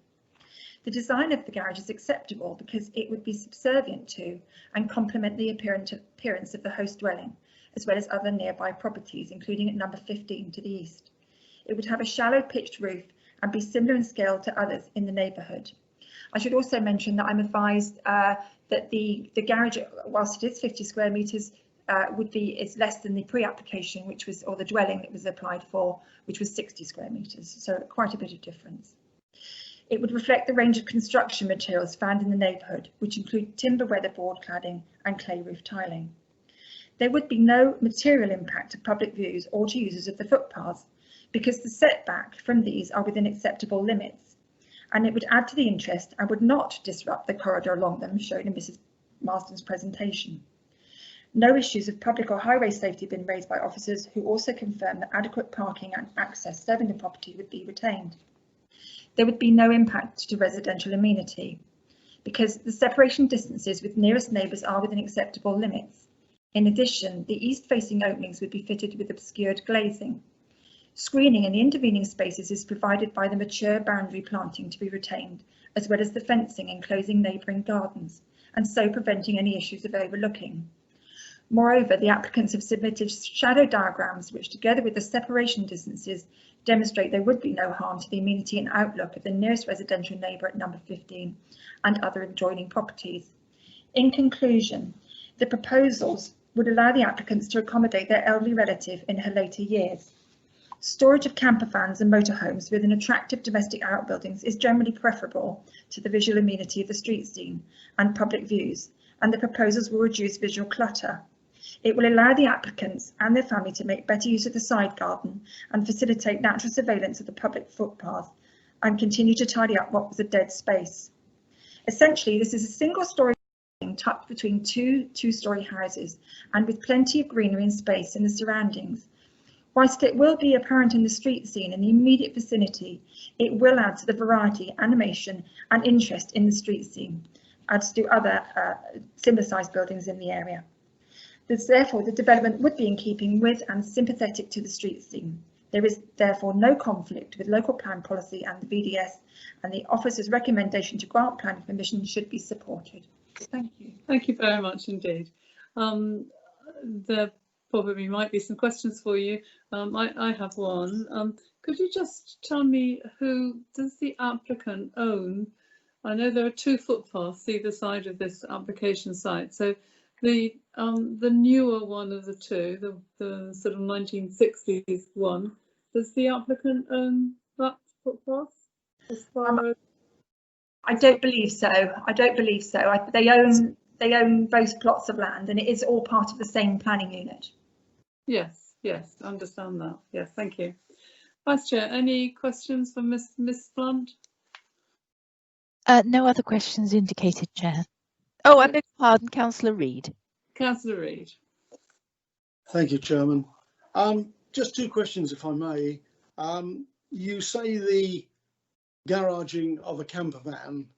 How high are the doors which will gain access to the proposed structure? And the second one was the if you look at the diagram showing the roads seen to the north, which shows the garage, and then the one below shows the opposite side of the road, what is very, very noticeable, all of the garages around there have flat roofs. Yours appears to have a pitched. Any particular reasoning? Yes, that is mainly to allow the height of the door and the camper van to enter the building. That would be the main reason. But also, generally it's preferable to have where an area is distinctive and it's not next to other flat roof buildings. It is perfectly acceptable and perhaps preferable to have a more attractive building with a shallow pitched and hipped roof. So although it's pitched, it is hipped, which considerably reduces the volume. Agreed there, but the height of the doors? I'm sorry, I don't have that to hand. I can give you the overall height of the building, which is apologies, I'll find it in a minute. 3.9 to the ridge and 2.5 to the eaves. Yes, but the doors presumably are in excess of 2 metres, because that is the height of a VW camper van, which is on site at the moment. Yes, yeah. Would that be correct? That sounds about right. I'm sorry, I wasn't responsible for producing the plans, but that would sound practical to me. Thank you. Thank you, Councillor Reid.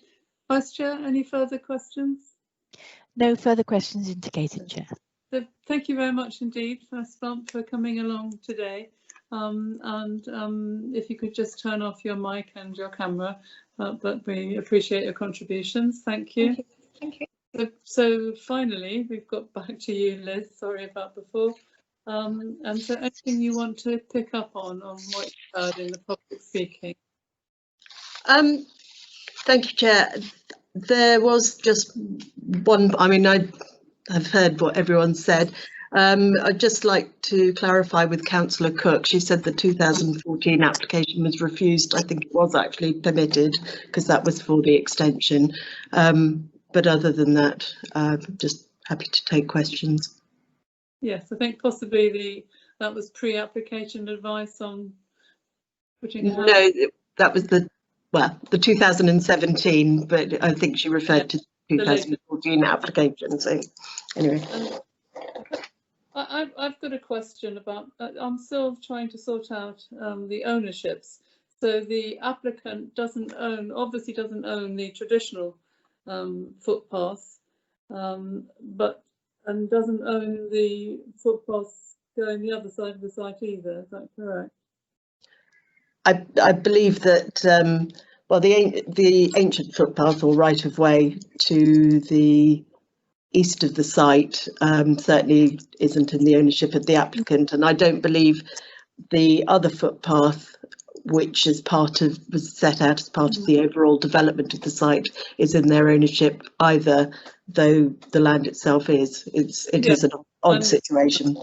And the land to the north of the site is owned by the houses. Well, looking, I can't be absolutely certain, as I said, but looking at the original layout plans for the development, they do have distinct lines shown across the path to incorporate the triangle of land within, which appears to be within the ownership of the properties that they're in line with, that they front to. Yeah. Yes, it's just very.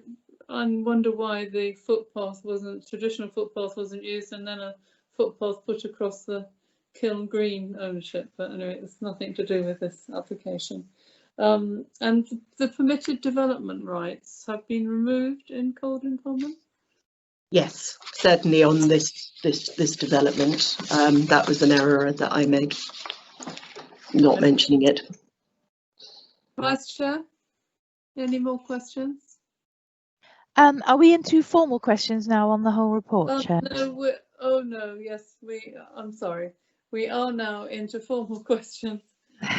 And so page 42, which is Principle of Development, Design and Layout, and then page 43/44, the impact on character of area and impact on neighbours.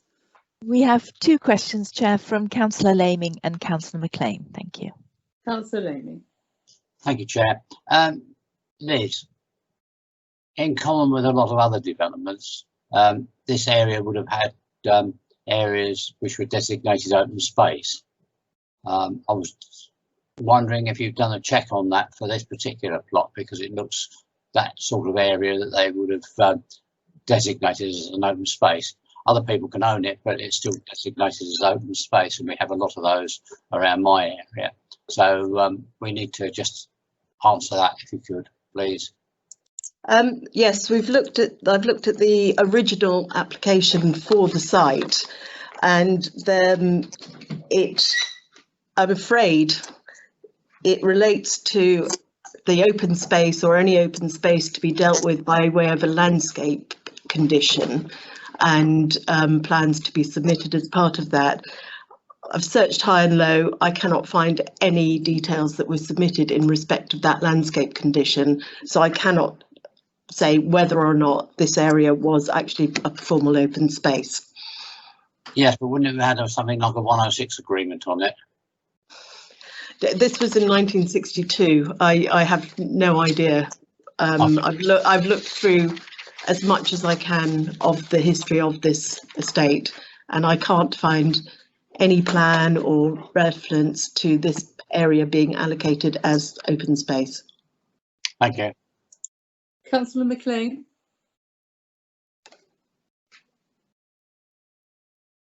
Thank you, Chair. It's fighting back. Can I just cut to the conclusion?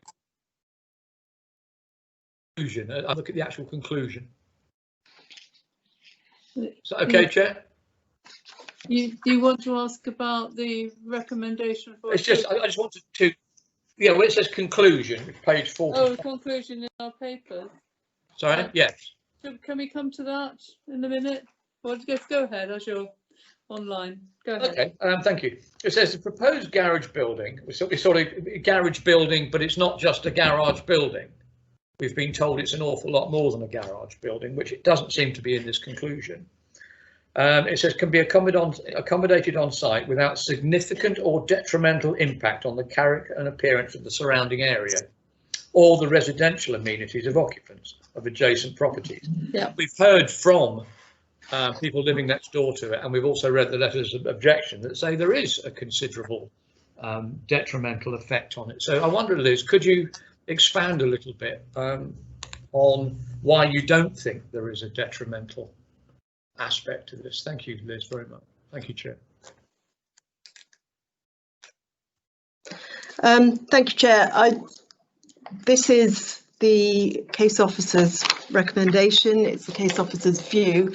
The building is set back in line with other buildings in the area. It retains gaps to either side, and to that effect, I don't think it's so intrusive in the landscape or in the street scene that it will have a detrimental impact on the character and appearance of the area. With regard to the impact on the amenity of the adjacent property, it will be visible in views from the windows of that property, and I acknowledge that.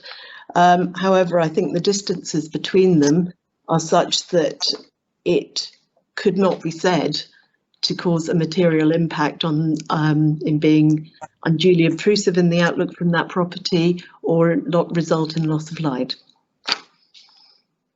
If I can come back, Chair, I think though we are being told that there's also going to be a workshop in here as well, which is going to generate noise, because workshops do that. That's why they're called workshops. Do you not feel that this is intrusive into the neighbours' right to existence? Thank you. And we've already been told there's a young boy there as well. Well, I would have thought that the workshop, and I apologise if my description of the building doesn't take into account every single use every single time. It is the outbuilding, the garage outbuilding is the shorthand, but I don't think there's been any attempt to disguise the fact that there are other uses in there. I do refer to the workshop building. I think people often use their garages as, home workshops. I don't think they're going to be doing a full-scale production of anything or a commercial type of activity, and the occasional use of garages as workshops in a residential area is acceptable and not unusual. Okay. Councillor Reid, I can see on my screen that you've got a hand up. Is that for a question or no? Yes, it is. It's really the very first question that needs to be asked, and that is the fact of if a structure is placed on this land, what is to stop at a later date a non-residential structure being turned into a residential structure, obviously with planning permission that would be required, but would that not make it, shall we say, more simpler, the fact that there is already a substantial structure on the land? As you say, it would require a planning permission and it would be assessed on its merits. I don't think that the structure that is currently proposed would be suitable for conversion, or indeed would necessitate the acceptance of a more a more robust or a residential property. It's not the intention in this particular application, which is what we're looking at. I quite agree there. That's why I asked the question the way I did. Secondly, Chairman, is it possible to view the shadowing again? The adjacent neighbour obviously raised concerns over it. When I looked at them for the first time, as being shown, I must admit they didn't seem to add up. Is it possible to have another view of them, please? We do have those. I think you would deliver them by the applicant, but can we get them on screen? Oh, there we go.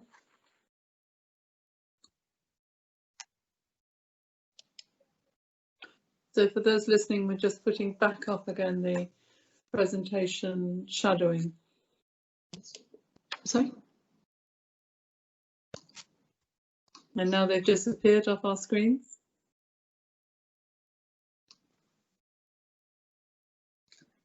There we go.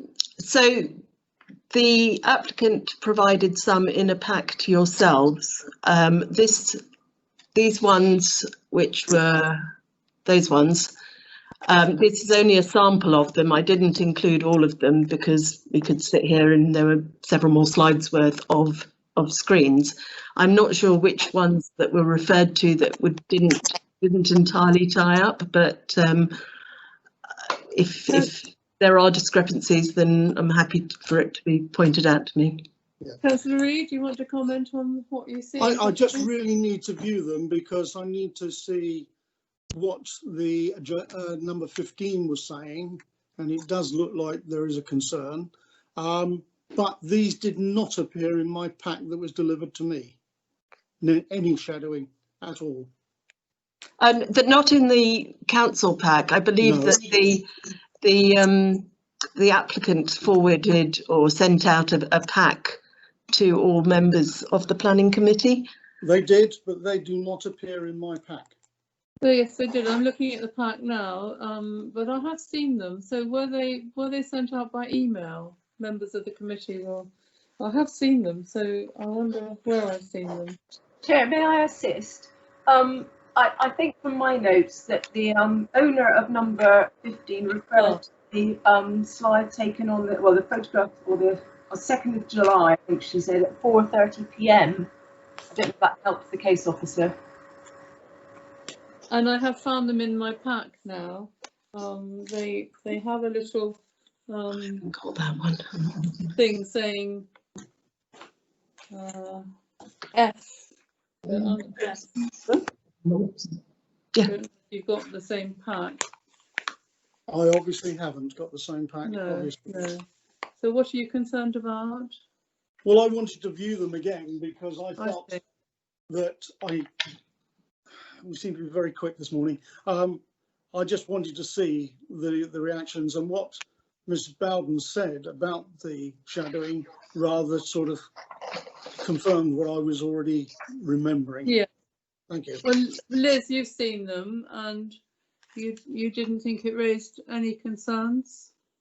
From what I could see, and I'm afraid I only put a few, as I said, into this, so we're looking up to see what the particular concern was.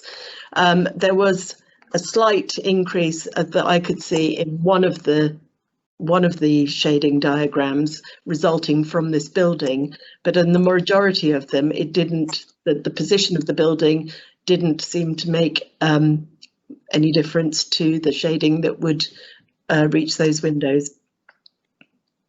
Because we are talking about a structure a lot less than 5 metres away.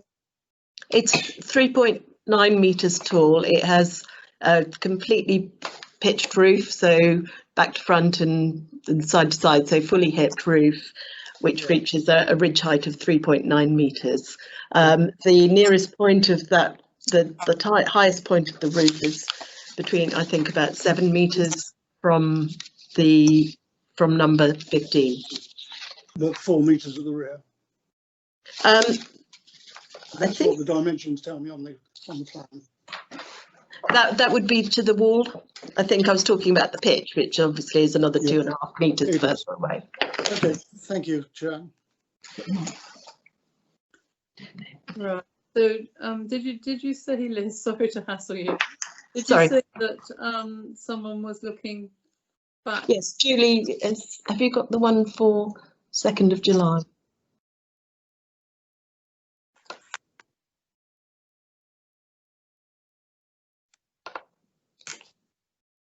Or the ones that that's sent to the council? July 4:30. Yes, July 4:30.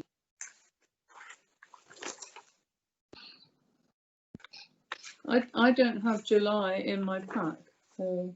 Sorry, this was a pack that was now sent to me. So the applicant did a précis for the councillor pack, I think, but the more detailed one is online. And we're just looking for. Okay, so that's presumably why Councillor Reid is asking the question. Here we are on the screen.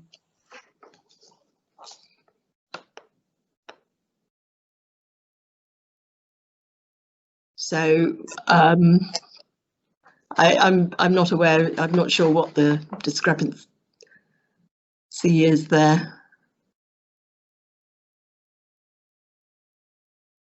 But I mean,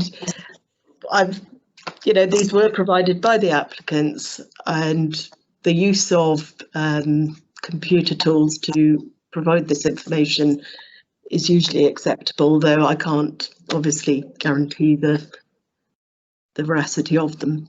But it is an acknowledged tool for deciding on shading. Fiona, legal advice here. Members haven't had these in their pack. These are provided to the case officer by the applicant, and one of the objectors is objecting to July. Chair, the case officer has considered the shading diagrams, and she's given you her professional view on those diagrams, and that there is no significant adverse impact on the team. All I can do is suggest, Chair, that obviously you take on board the comments from the case officer. Okay, thank you very much for that advice. Thank you. Any more questions on the first 2 pages of the report? Councillor, we have Councillor Laming with a question. Thank you. Oh, thought we've done Councillor Laming, but there's another question, is there? Yes, just a quick one, please. What is the minimum distance between the garage on number 13 and number 15? So we get a relative idea of the proportionality of the spacing, please. But I think the minimum distance between the garage and number 15, which is the one that I calculated, was about 4 metres, and that's at the rear of the site. So that would be the rear elevation. I think I did put something in my report. You did. And towards the front, I think it's about 5.5. To number, they've put it as close as they can towards number 13, but obviously because of the footpath, they wanted to leave a metre between the footpath and the side of the building. So although it appears closer to number 15 than it is to number 13, there is a reason for that. Okay. We have a question from Councillor Reid, Chair. Yes, Councillor Reid. Sorry about this, Chairman. Looking at the drawings, I noticed that a great reliance is based on the turning head for the whole road, because the garage is actually set off of that turning head. Would that be correct? Yes, Chair. Sorry. The access to this bit of land would be from that turning head. But they carry on.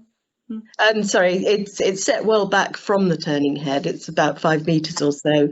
The applicants are aware that they need to get a road licence to make that a formal access. But yeah, I mean that. Yes, it is. Yeah, because they're bouncing on the curb at the moment. Yes. When I visited the site, I did actually turn around in the end of the road. There was enough room for me to turn around there. Not the. When the estate was originally planned, this turning head was the end of the road, and the neighbours to the east were about 7 years later. Yes, yeah, different style, aren't they? Any further questions, Vice Chair, on the first 2 pages? No further questions, Chair. If not, then we move to the end of the report. So that's landscape, trees, highways and parking, any other matters and conditions. I do have one about the annex. Now, I'm not sure that you need a planning permission to turn your garage into accommodation anyway, but anyway, it will become an annex. Do we need to put a condition in there that it's not to be sublet? I think they did in this case, because I believe, and I'd check that there was a condition on the 2014 permission for the extension to say it should be retained as a garage, hence the reason to include it as conversion to an annex. Yes, I think that would be a fair point. If it is integral, it has got a separate door, so theoretically, although it's not self-contained, it's just got a bathroom and a little facility, there is that possibility, so that could be included.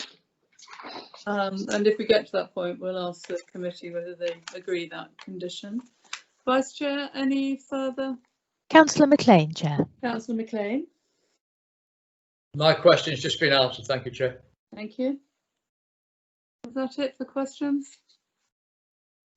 Debate. No further questions. Thank you.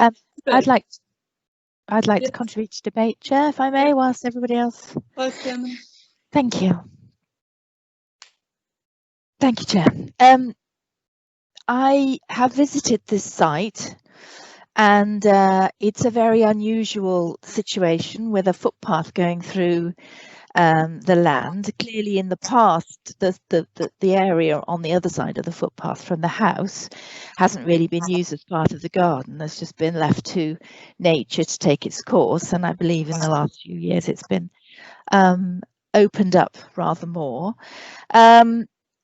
I do think that it's quite an unusual estate in that the houses themselves are quite close together and they have garages between them and so on. But there are it's well spaced back from the road. There are no hedges or whatever in front of houses, generally speaking. So it's a very open aspect, but where the houses are, they're quite close together. So I think the village design statement is actually very correct to give such weight to where there are gaps between the houses, where there are green open spaces.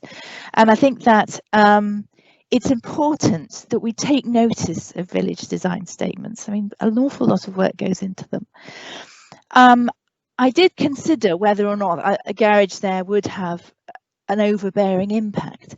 And I think probably an ordinary size garage might even be acceptable, but I think what's proposed, it will be overbearing. I think it's a huge building. It's not just a garage.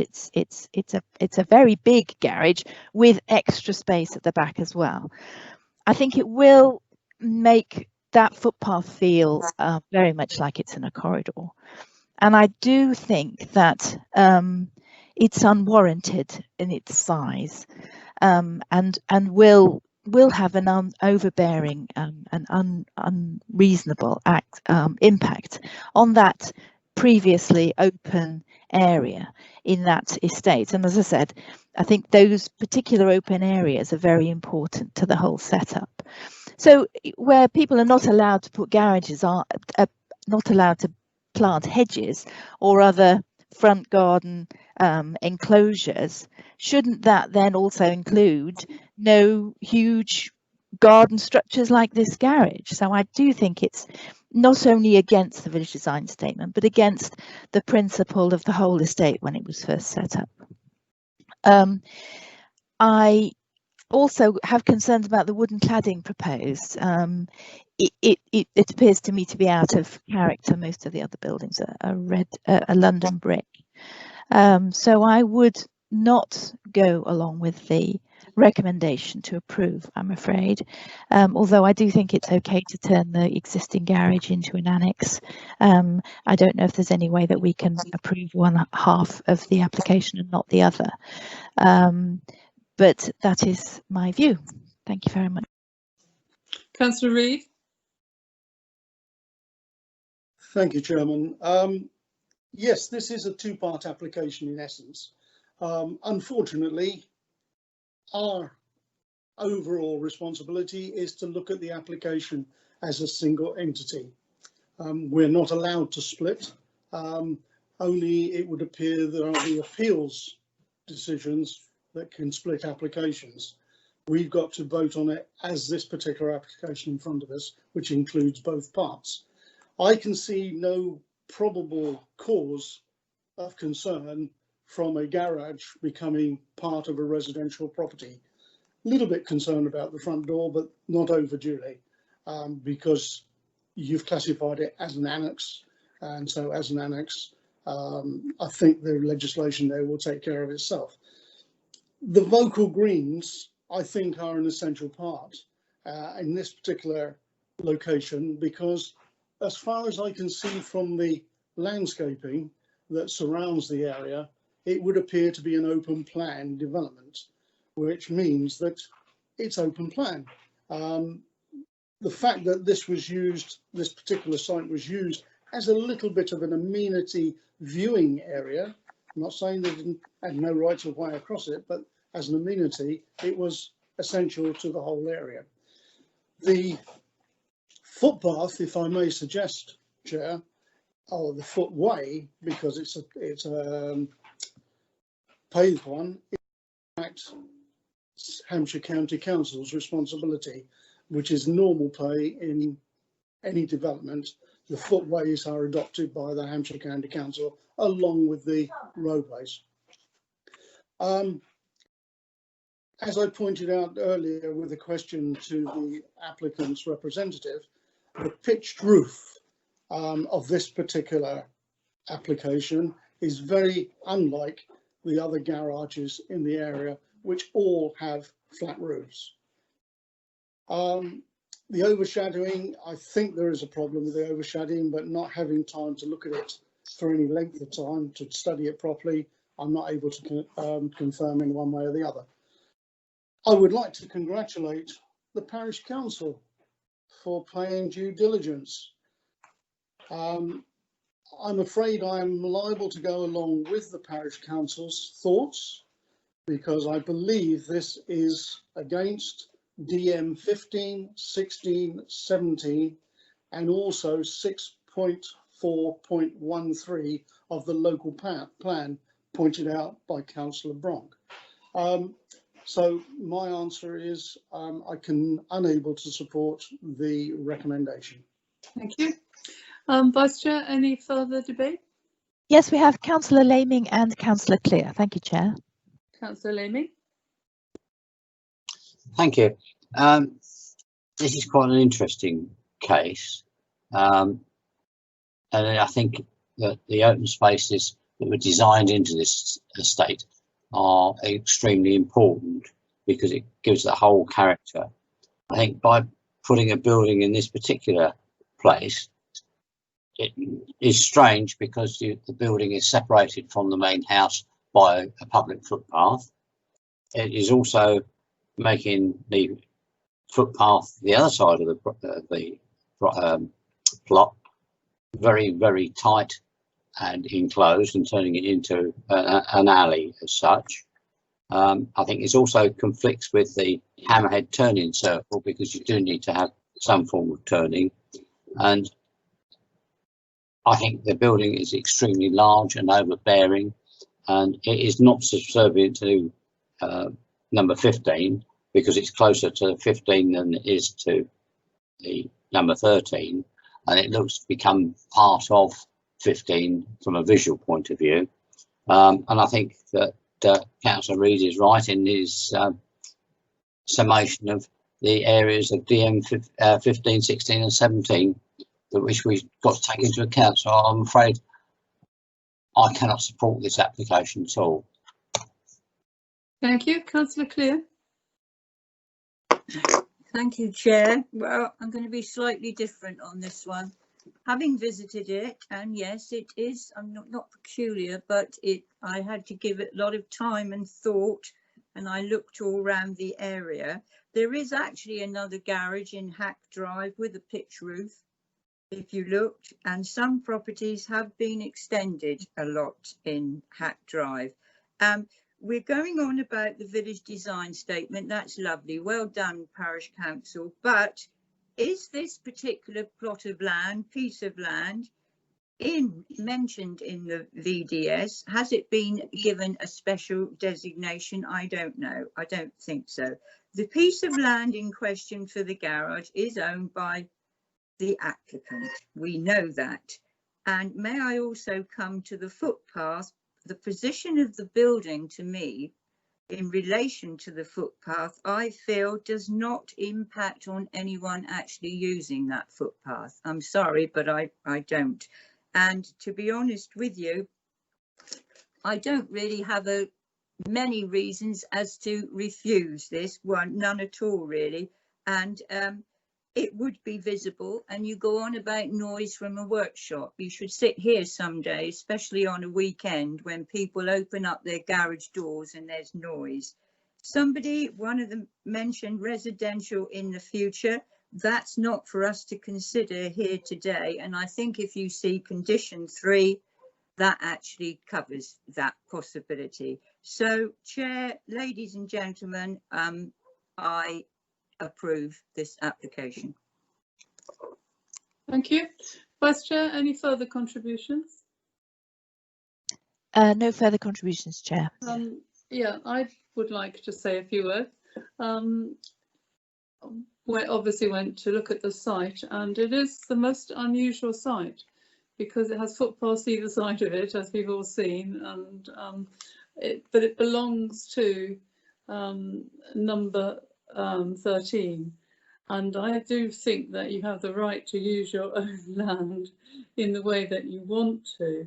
And I know Councillor Reid is concerned about the pitched roof, but to be quite honest, I think those flat roof garages of the 60s are not particularly pleasing to look at, I think this probably might be much more attractive to look at. I think the problem too is that I believe that the land was owned by an elderly person who found that just an added burden, and so allowed it to become overgrown, and the neighbourhood and the drive have got used to nothing being on it, but they couldn't use it because it wasn't in their ownership, and the owner would now like to park his camper van, and they are very large and unsightly vehicles, and I would have thought that that was, better to get it off the street. He's not going to block the turning circle, the doors are not going to come out over the curtain. He obviously understands all that, and it obviously wants to put something at the back, and when you say workshop, it doesn't mean it's industrial workshop. It just means somewhere to put your tools and do the odd bit of DIY work. And there is land at the back, and why shouldn't there be a garden room so you can enjoy your land? I think the whole problem is that it isn't next to the property that wants to use it in this way, and if the footpath wasn't there, then it probably wouldn't be a problem. And there's a concern over the wood. Well, perhaps that's there because they don't want it to look like a residential structure, and if they want to turn it into a residential structure, they'll have to apply for planning permission. We've already seen that pre-application advice said that wouldn't be accepted today, and so that there's no chance of that turning into a residential structure. And so I do, on balance, I do feel that people who own property have the right to do what they want with it, given that they don't overstep certain planning reasons. Now, if we were to turn this down, and I thought about this, because it is an on-balance decision on my behalf, what would be the planning reason? And I hear what Councillor Reid says, but I just don't think, I think certainly it will go to appeal if we turn it down. And I just really can't see that those are the reasons to turn this down. I'm just going to look at my quick notes. I think I've said everything I want to say. So obviously I'm going to, on balance, approve this application. So I think we're at the point where we're moving to the vote, unless I hear differently. No further debate, Chair. Thank you, Vice Chair. So Dave? Yes, when the committee are ready. This application has been recommended for approval. I would personally like to add an extra condition to, and I haven't got the wording, but to something like the annex should always remain integral to the house and not be sublet. I don't think that's the intention of the applicant, but I would like to just cover that area.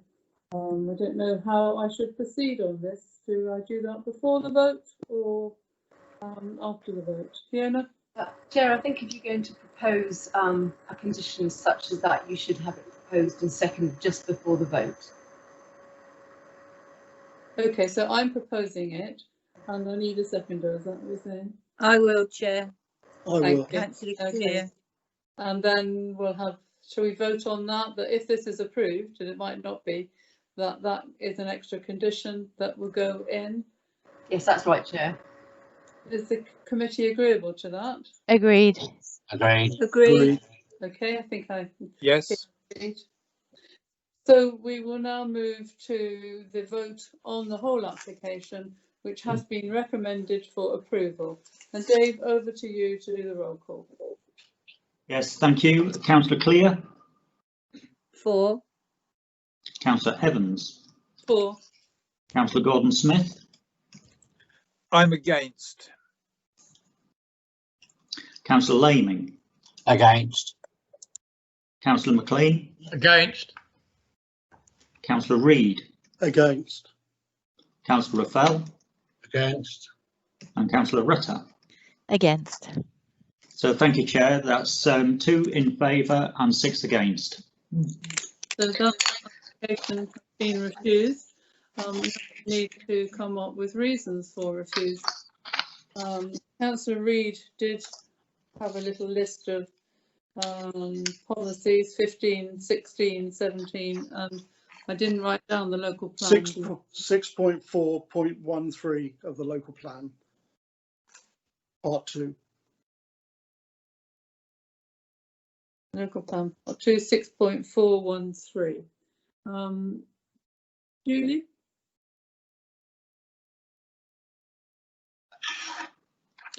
Sorry, Chair, I'm just coming. Yeah, thank you, Chair. I've heard obviously what the committee has said in debate and your vote.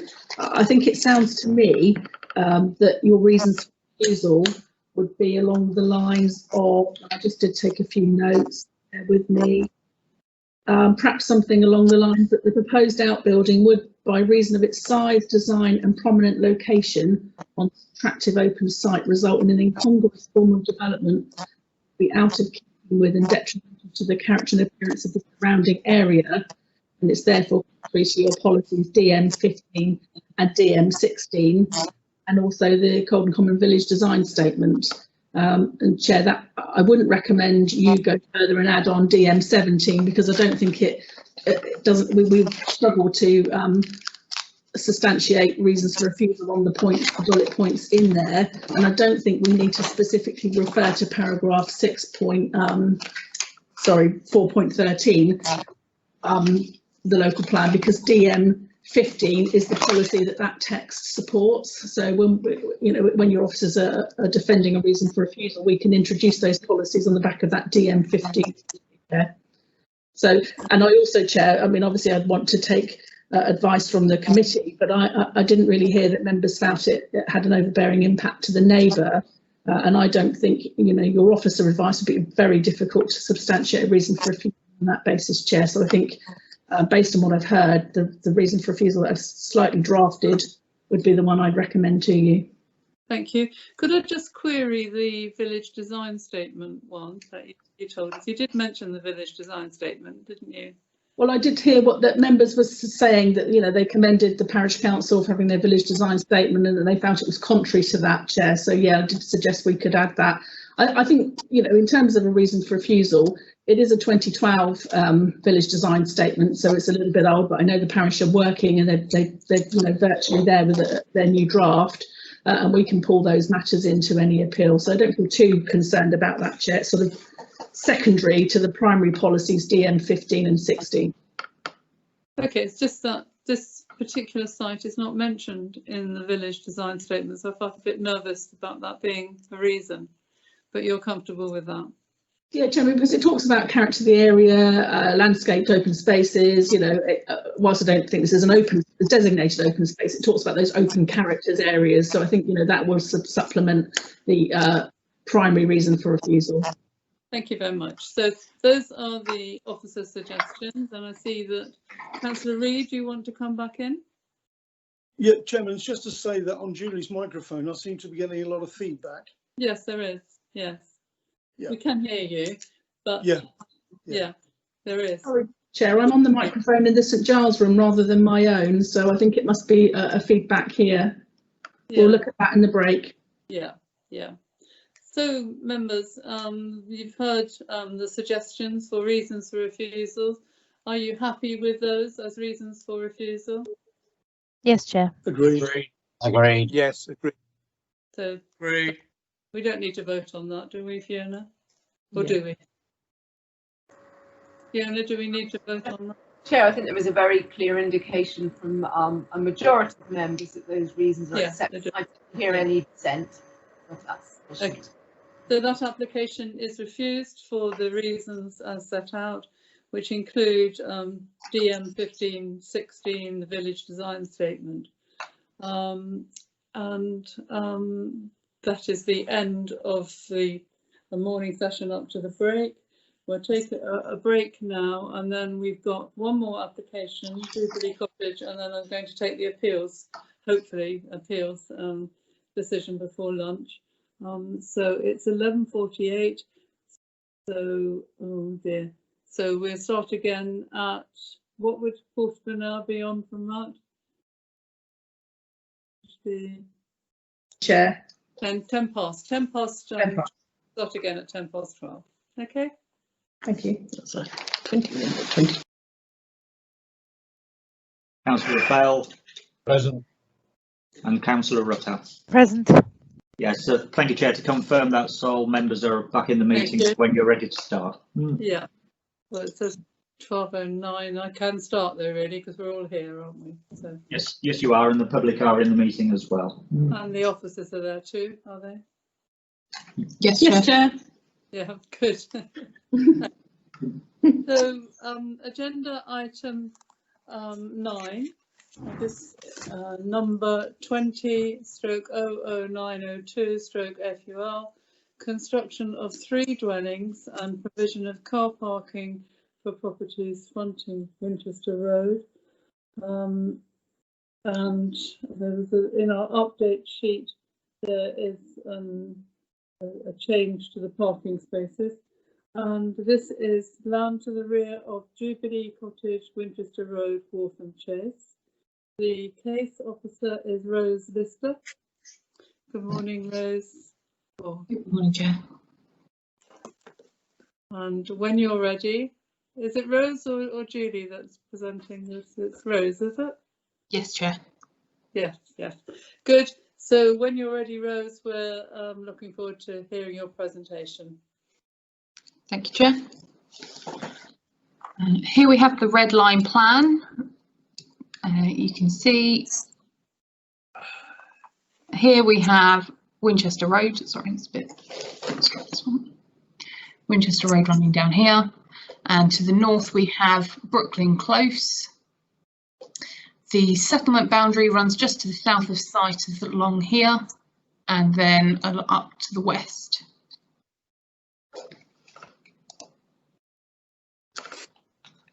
Here we have an aerial view of the site with Winchester Road to the east and the existing access you can see to the north of the site here, and you can see some of the existing buildings on the site as well.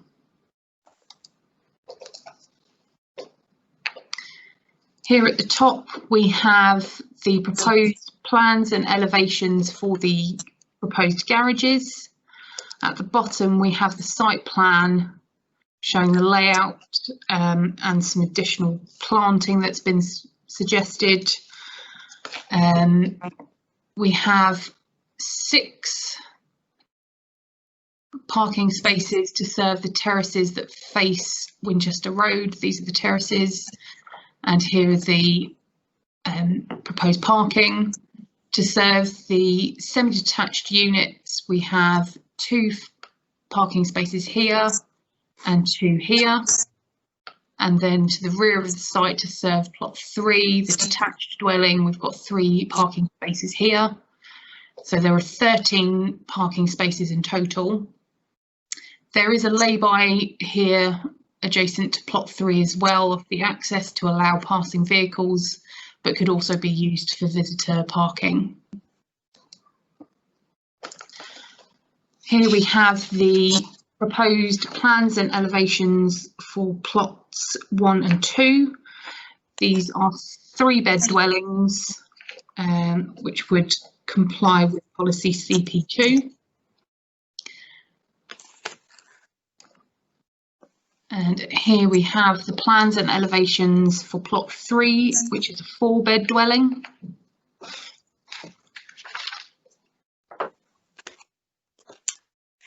Moving on to some photos. These are taken from within the site. Top left hand is looking to the north from within the site. The top right hand is looking south within the site. You can see some of the existing outbuildings on site here and here. And at the bottom you can see the site looking south. This is the existing garaging here, and this is the view looking south within the site.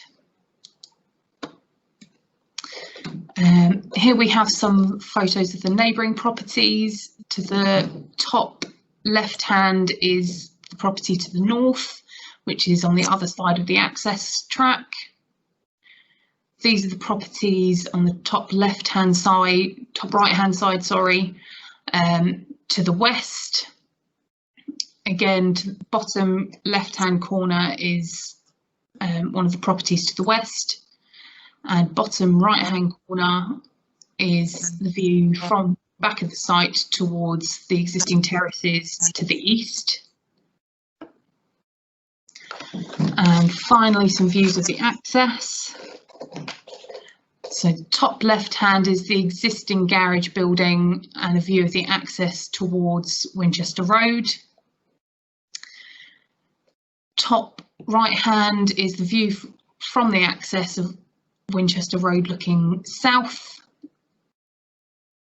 Bottom left hand is the view from the access of Winchester Road looking north. And the bottom right hand corner is the view from the rear of the site, looking down the access track towards Winchester Road. The recommendation is to permit. Thank you, Chair. Thank you very much. So we move on to members of the public. The first person is the objector, David Ogden. Good morning, Mr. Ogden. Good morning to you. Unfortunately, my internet is very intermittent, so I can't hear everything you're saying, so I do apologise. Oh dear, I'm so sorry.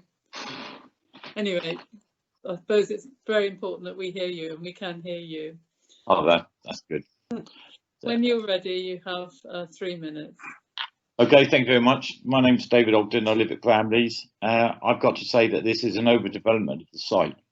We are not against the development of the site. In fact, we support it. We have asked the planners to consider building only 2 houses and not giving access to the other houses. At present, there are 6 premises that use a 9-foot wide single track lane from the main road to the respective properties. They are Rosehill Villa, Rosehill House, Jubilee Cottage, Edenbridge, and the land next to Edenbridge, and my house, Bramleys, all of which have a turnaround area. This stops vehicles reversing onto the main road, and on occasions delivery and service vehicles cannot travel along the lane as it's very narrow and have to reverse on the main road. The national guidelines for single track entrance exit is 5 houses maximum. This has already been exceeded. The applicant wants to increase the number to 11, given access to other premises and 3 new proposed houses. 11 premises using the 9-foot wide lane is ridiculous, especially as the new development do not have a dedicated turnaround area. I cannot find any previous application within Winchester City Council planning portal that permits so many houses to use such a narrow lane.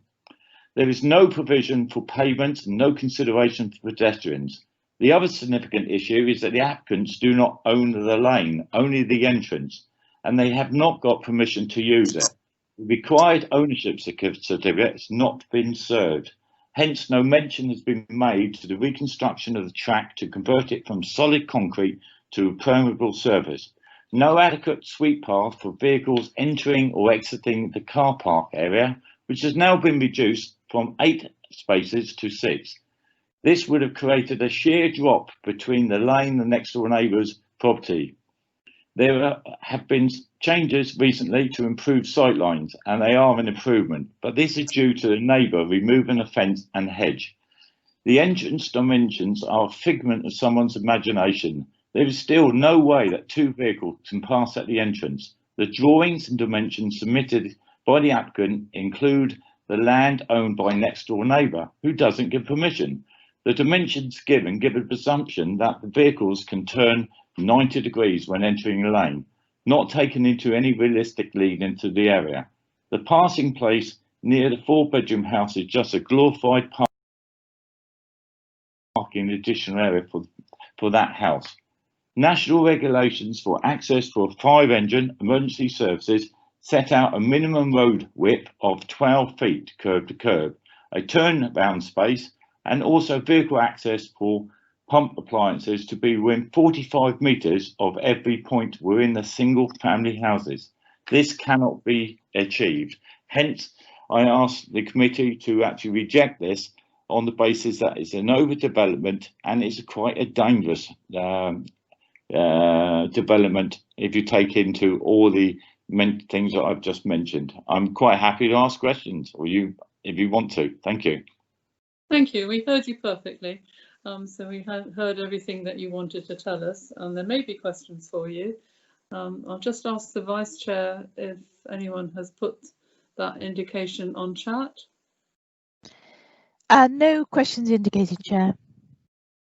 No, so thank you very much, Mr. Ogden. Do stay with us, but you can stay as long as you like, in fact, for the meeting today. But if you could just turn your camera and your microphone off, and thank you for coming along. Thank you. Well, being there rather than coming along. And the next person to speak is a Parish Council representative, Councillor Jones. Hello. Morning, Councillor. Morning. And when you're ready, you have. Yep. Okay, right, I'll start off then.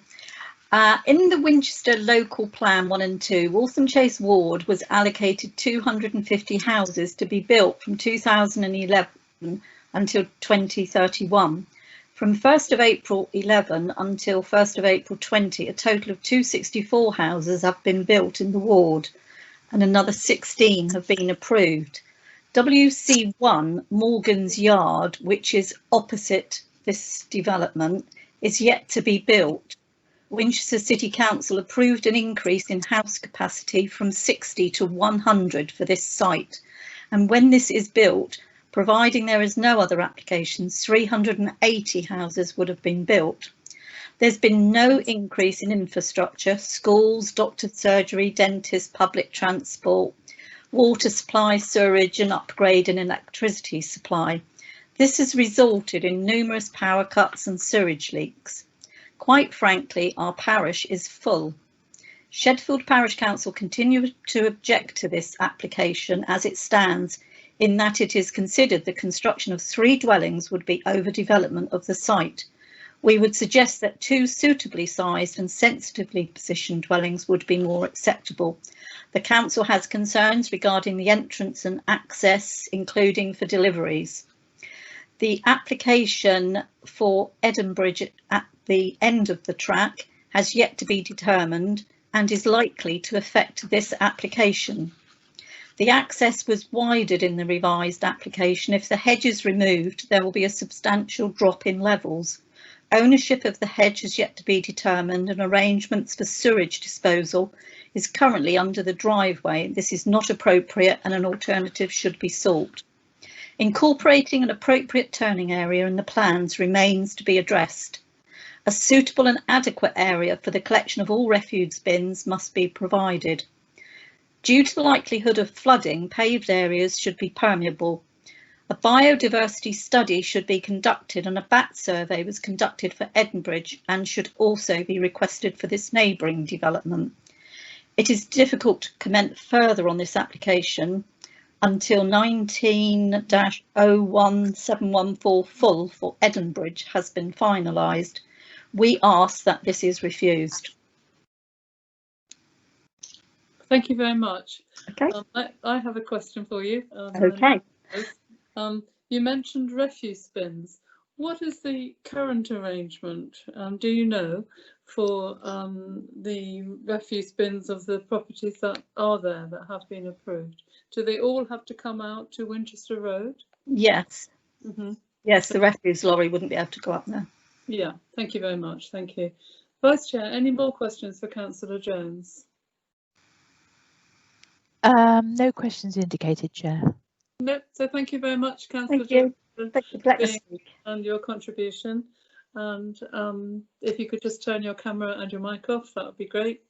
Thank you. So now no ward councillors, so we've now got the supporter who's the agent, Ian Donoghue. Good morning, Mr. Donoghue. Good morning. Hope you can you hear me? Yes, we can hear you and see you. Okay, fine, thank you. So when you're ready, you have 3 minutes. Okay. My name is Ian Donoghue from Southern Planning Practice. I speak in support of the application. Chairman, councillors, thank you for the opportunity to speak on this item. As way of background, a pre-application inquiry was undertaken with the authority. This was for the construction of 3 detached dwellings together with the provision of on-site parking for the cottages fronting Winchester Road.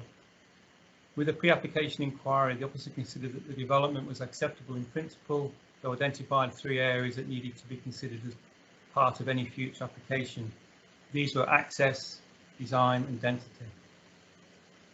With the original submission, the 3 points were considered, and during the course of the application, in discussion with the case officer, amended plans were submitted.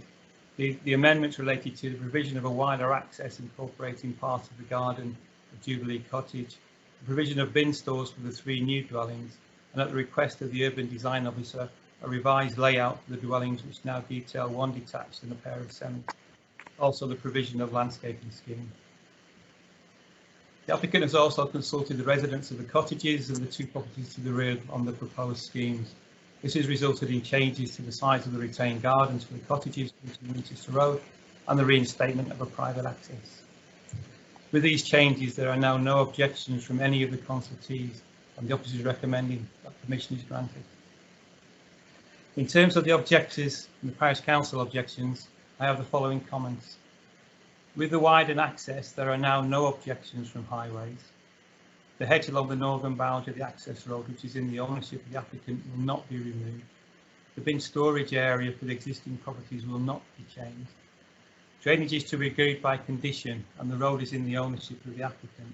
However, access will be retained where possible for other users, and also temporary parking will be provided, if needed, in the new parking area to the rear of the cottages. The transport statement shows that a delivery lorry could turn at front of the site. A bin storage area is provided for the new dwellings within the garden of Jubilee Cottage. With regard to application 19017 that the parish referred to on 4 occasions, the Parish Council previously raised no objection to this application, which is for 2 dwellings to the rear. But at present it does not have support of officers, mainly due to access and bin storage. However, both these issues could be addressed with part of the front garden of Jubilee Cottage. However, the applicant for that application has not served the required notice on my client. The objection from the parish raises 2 issues. It's not evident why the Parish Council considered that application should be considered first. If the Parish Council have no objection, then it's not clear why the objection to the current similar application. Chairman Council's development of both. I ask you to support officer's recommendation. Thank you very much. Well timed. Thank you. Sorry, I keep getting a message that is temporarily suspended. No, we can still hear you. Yeah. Thank you. Perhaps your battery's running low or something, but okay. Sorry, apologies for that. Yeah. Yeah. Could I start the questions off? We did hear from Mr. Ogden, the first speaker, the objector, that the applicant doesn't own the lane, but you said something different. Yeah, the applicant, he does own the lane. Okay. Yeah. And then the Parish Council raised concerns about sewage proposals because it was underneath the lane. Sewage is to be covered by planning condition. Yeah, yeah. It's building control, I know. It is initially proposed to go under the driveway. The applicant will have regard to other users of the lane to make sure that they have, continued access where feasible, and also provision of parking. So we it's part of the condition. Yes, you are sort of coming and going a bit now, but and also another concern was mentioned about a turning point. So if you wanted to go to the plot 3, as it were, and you met something coming the other way, there would have to be some backing, would there? There's one parking. As I think, as the case officer said, there's the pull-in lay-by adjacent to Unit 3, which enables vehicles to actually pass at that point, which is a requirement of the highways to put that lay-by in. Okay, so you wouldn't expect people to park there? No, no. I think that's all my questions. Thank you. Vice Chair, are there any more questions for Mr. Donoghue? There are no questions indicated, although that last comment has raised a question in my own mind. Yes. If I may briefly ask, so you mentioned the passing place as not being a parking opportunity, but I believe the case officer indicated that that would be used for visitor parking. So are you saying that it needs to be made clear that that space is not for parking in? I think it could be used for, I wouldn't see it as a visitor space. I would see it as a passing space and possibly a pull-in for maybe deliveries. I mean, as the applicants, we were quite happy to have a condition which actually covered the use of that lay-by to ensure it wasn't used for visitor parking. So where would visitors park then? There is this space in the front, for the parking spaces at the front of the site within the car parking area, and there's also space on the forecourt within the garages to Unit 3. Thank you. Thank you. Any further questions for Mr. Donoghue? Yes, please, if I may, Chairman. Sorry, Chair. Yes, Marie. no. Yeah. Yeah. With regards to larger vehicles, i.e. removal lorries and the like, we've already been told that a refuge freighter is not able to get down there. How would a removal lorry or anything of that size be able to get down there? Well, what is shown is that the turning area is actually at the front of the property in the communal parking area at the front. I mean, it's the same issue as it would be for refuse lorries in terms of going down the site. I think, according to our highway engineer, there is space at the back if required to actually turn. But actually getting down there? Well, it's wide enough to get down that lane. Okay, thank you. And that sort of raises another question from me. So the bin store, you say, would be at the front, or permanent bin store, or on collection day? Bins will be taken to the front on bin day. The same. At the moment, there's a bin collection area for the existing properties on the right-hand side of the entrance. We've proposed bin stores within the part of the garden of Jubilee Cottage, and we would have the same process as the existing properties where the bins will be brought forward and put into the garden of Jubilee Cottage. I see. So there wouldn't be out on the pavement. No, there is a set bin area there. Okay, thank you very much. Any further questions for Mr. Donoghue? No further questions, Chair. No. So thank you, Mr. Donoghue, for being here today and answering our questions. And if you'd like to turn your microphone and your camera off, but please stay with us for the application. Case Officer Rose, did you want to pick up any points that you heard in the public speaking? Chair, I'm sorry, Councillor Reid's hand is up again. Councillor Reid. Well, Chairman, I'm pre-existing because it sometimes takes a little while to find me. I want to ask a question under principles of development. So I thought okay, put it up in advance. We'll come to that next. Yeah, I was just asking the case officer if she wanted to update us on anything, and then we'll come to principal development. Rose? Thank you, Chair.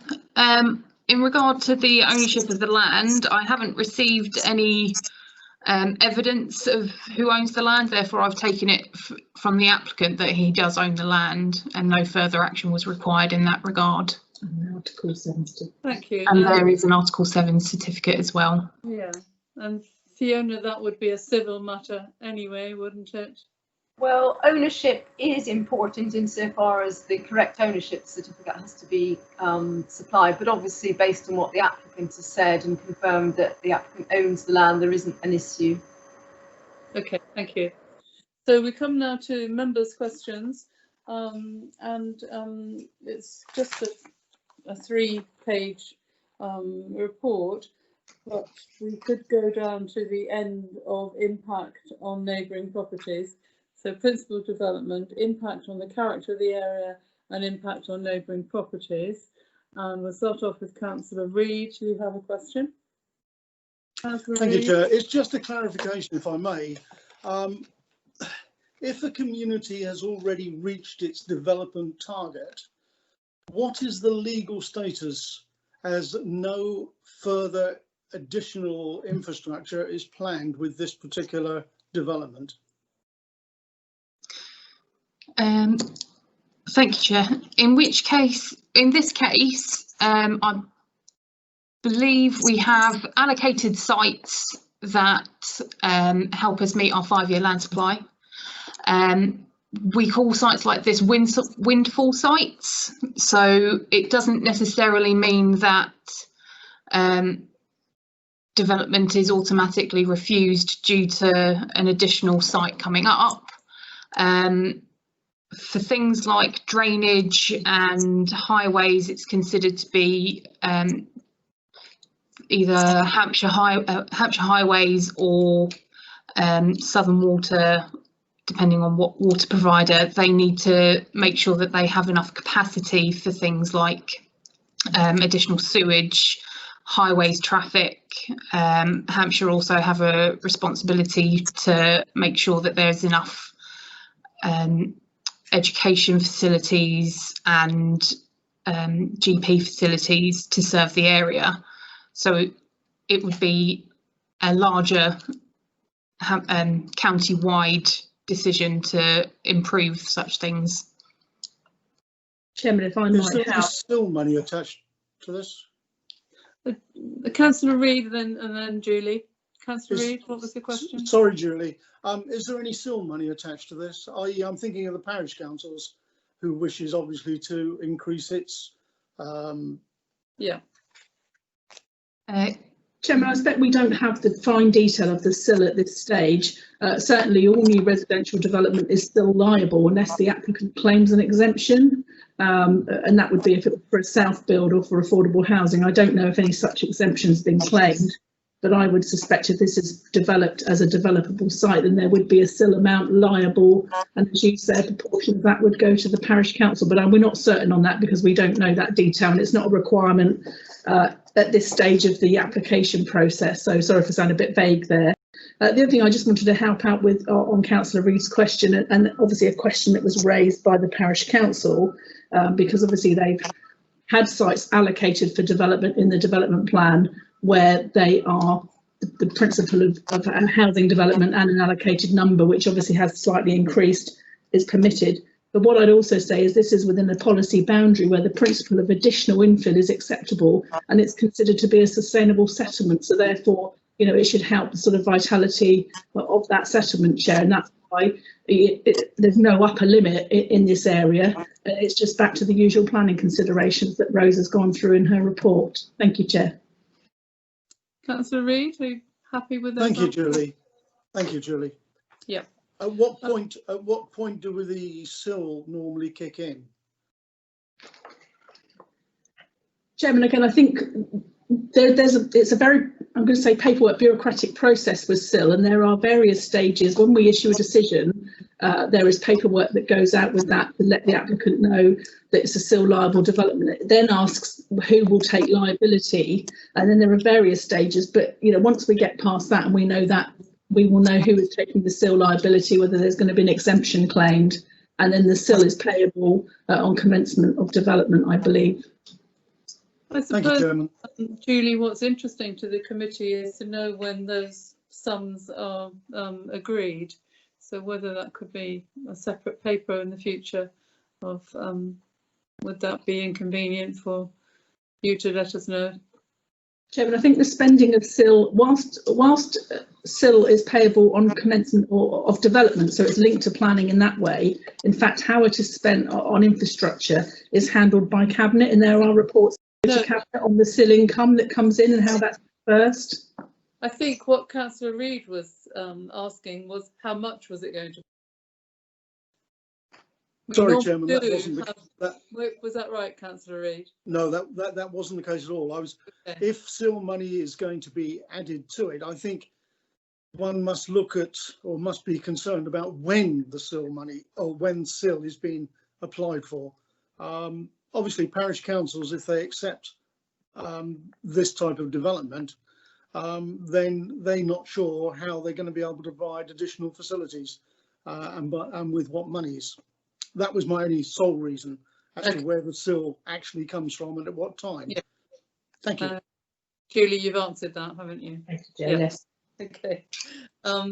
Any further questions on down to the impact on the neighbouring property? No further questions, Chair. So then we'll take all the rest of the report, which is landscape, highways and parking, drainage, contaminated land, nitrates, solar and special protection areas, and anything else. I would certainly, concentrating on highways and parking, I would like to put forward a proposal, and hopefully there will be a seconder, that the passing space is indicated to be a passing space in the lane and not used for parking. I know that. I would second such. Thank you. So we'll come to that. I'll ask a committee about that. I don't quite understand road. No, it isn't actually. No, it isn't there. No, forget that. So any questions on the rest of the report? Councillor Reid has another question, Chair. Thank you. Sorry about this, Chair. On on page 76, which shows the layout, and I'm not 100% certain as to where the accesses exist for the various properties. Is it possible that Rose could actually just point them out, please? Yes.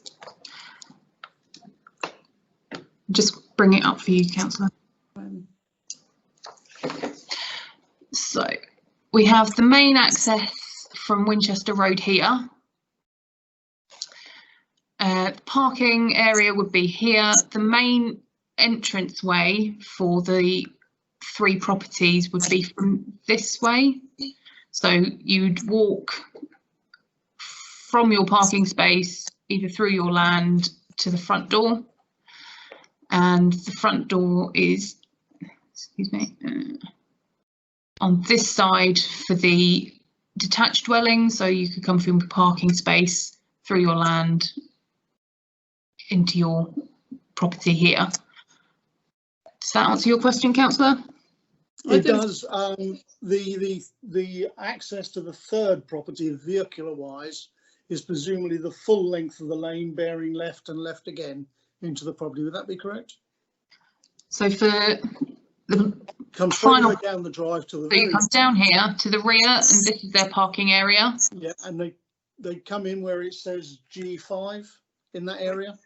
So G5 is where some planting is proposed. That would be the end of the red line boundary. So this is their parking spaces here. And access to those parking spaces is from? It's from here. Oh, from there. Oh, right. Okay, that's not what I expected. Thank you. Thank you. Any further questions on those, the end of the report? Vice Chair? Sorry, Chair, no further questions, no. No, okay. So I think we've got to debate.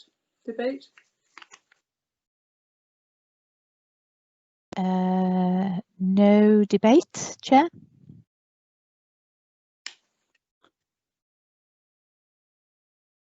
I find this application personally very difficult, because I'm very surprised that the Highways Authority have said the county are statutory consultants, have not raised any objections apart from the entrance access.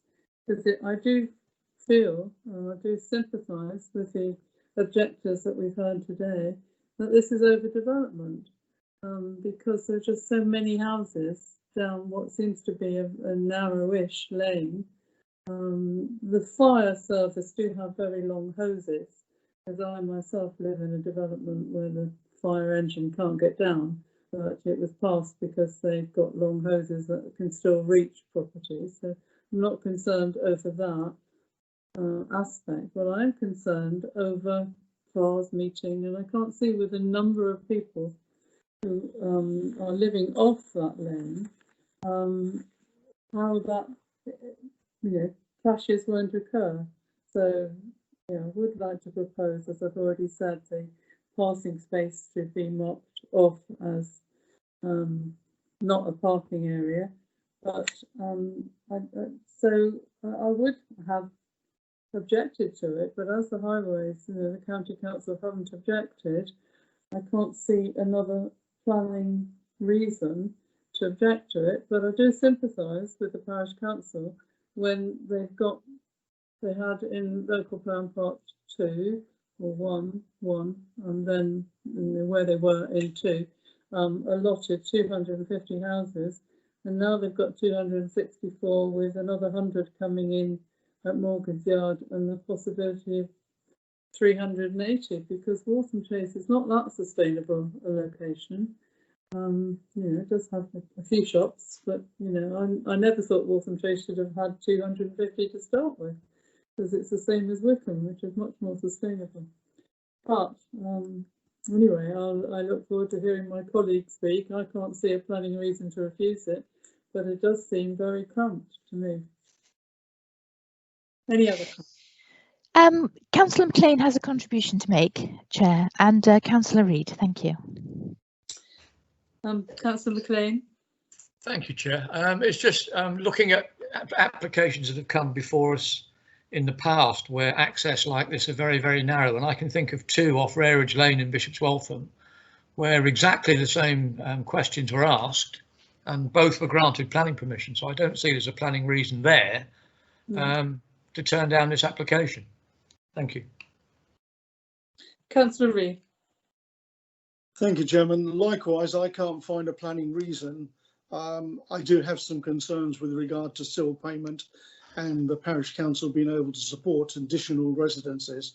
But I know that when the original local plan was adopted, there was quite a surge of new development in the area. And I must admit, I was one of the people that concerned about what happens when all of that is used up. This, I'm afraid, is a little bit of the result of it. Again, I can find no reason, because of Hampshire County Council's stand, to be able to go against the recommendation. Yeah. Any further contributions to debate? Councillor Gordon-Smith, Chair. Councillor Gordon-Smith.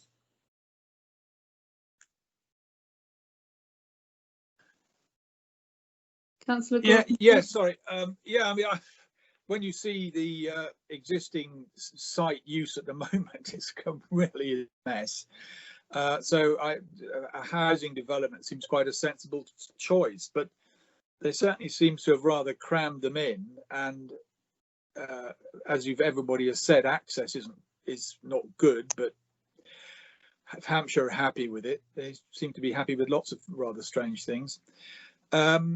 I have a comment to make, and that's, you might think it's a bit technical, but the selection of planting material seems to me very strange. I mean, this is on the development boundary running up into a rural location, and all the species they've picked for the hedges are exotics, laurels, Gracillinia, which comes from New Zealand, and likewise the trees are a bit strange. I would have thought in that sort of area you'd want something that you'd have a indigenous species for the hedge. They make a much more a greater contribution to the wildlife habitats, and they just look rather more fitting than lots of dark evergreens. You know, it's a bit like people putting Cupressus leylandii everywhere. It always looks hideous to me. That's my only comment. We're told on page 67 of our report that that type of tree has been recommended to prevent overlooking, and so it says in condition 13. Yeah, I agree with you. Well, yeah, I comment on. I mean, people sometimes tend to put too large a tree onto a site. Something like rowan and whitebeam are fine, and you need to get the size correct. But they've got this Cercis canadensis. It seems a very bizarre thing, and the hedges even more curious. But there we go. Any comments from officers on the planting? Rose or Julie? Presumably that's the recommendation of our landscape officer. Yes, thank you, Chair. Condition 12 does ask for a detailed scheme of landscaping, where the proposed landscaping scheme has been suggested as under condition 2 as a approved plan, that could be removed and a detailed scheme under condition 12 could be included. Yeah, given the sort of narrowness of the site, perhaps you could listen to councillors' concerns on that point. You know, there doesn't seem enough space to get the cars down that lane, so putting in large non-indigenous trees seems to, you know, sort of crowd the area even more. What were you suggesting, Rose? So if we remove plan HBD 203 LSP from the approved plans list. On condition 2, Chair. On we condition listed 2. A series of plans, and one of those is a landscaping plan, which Councillor Gordon-Smith has just mentioned. And we do seem to have a conflict because then we are at condition 12 asking for a detailed landscape scheme. So I think if we don't approve that plan and then we ask for the detailed landscaping scheme as condition 12, and then we'll make sure they're the right and suitable species, Chair. Thank you. So are we removing condition 13 or not?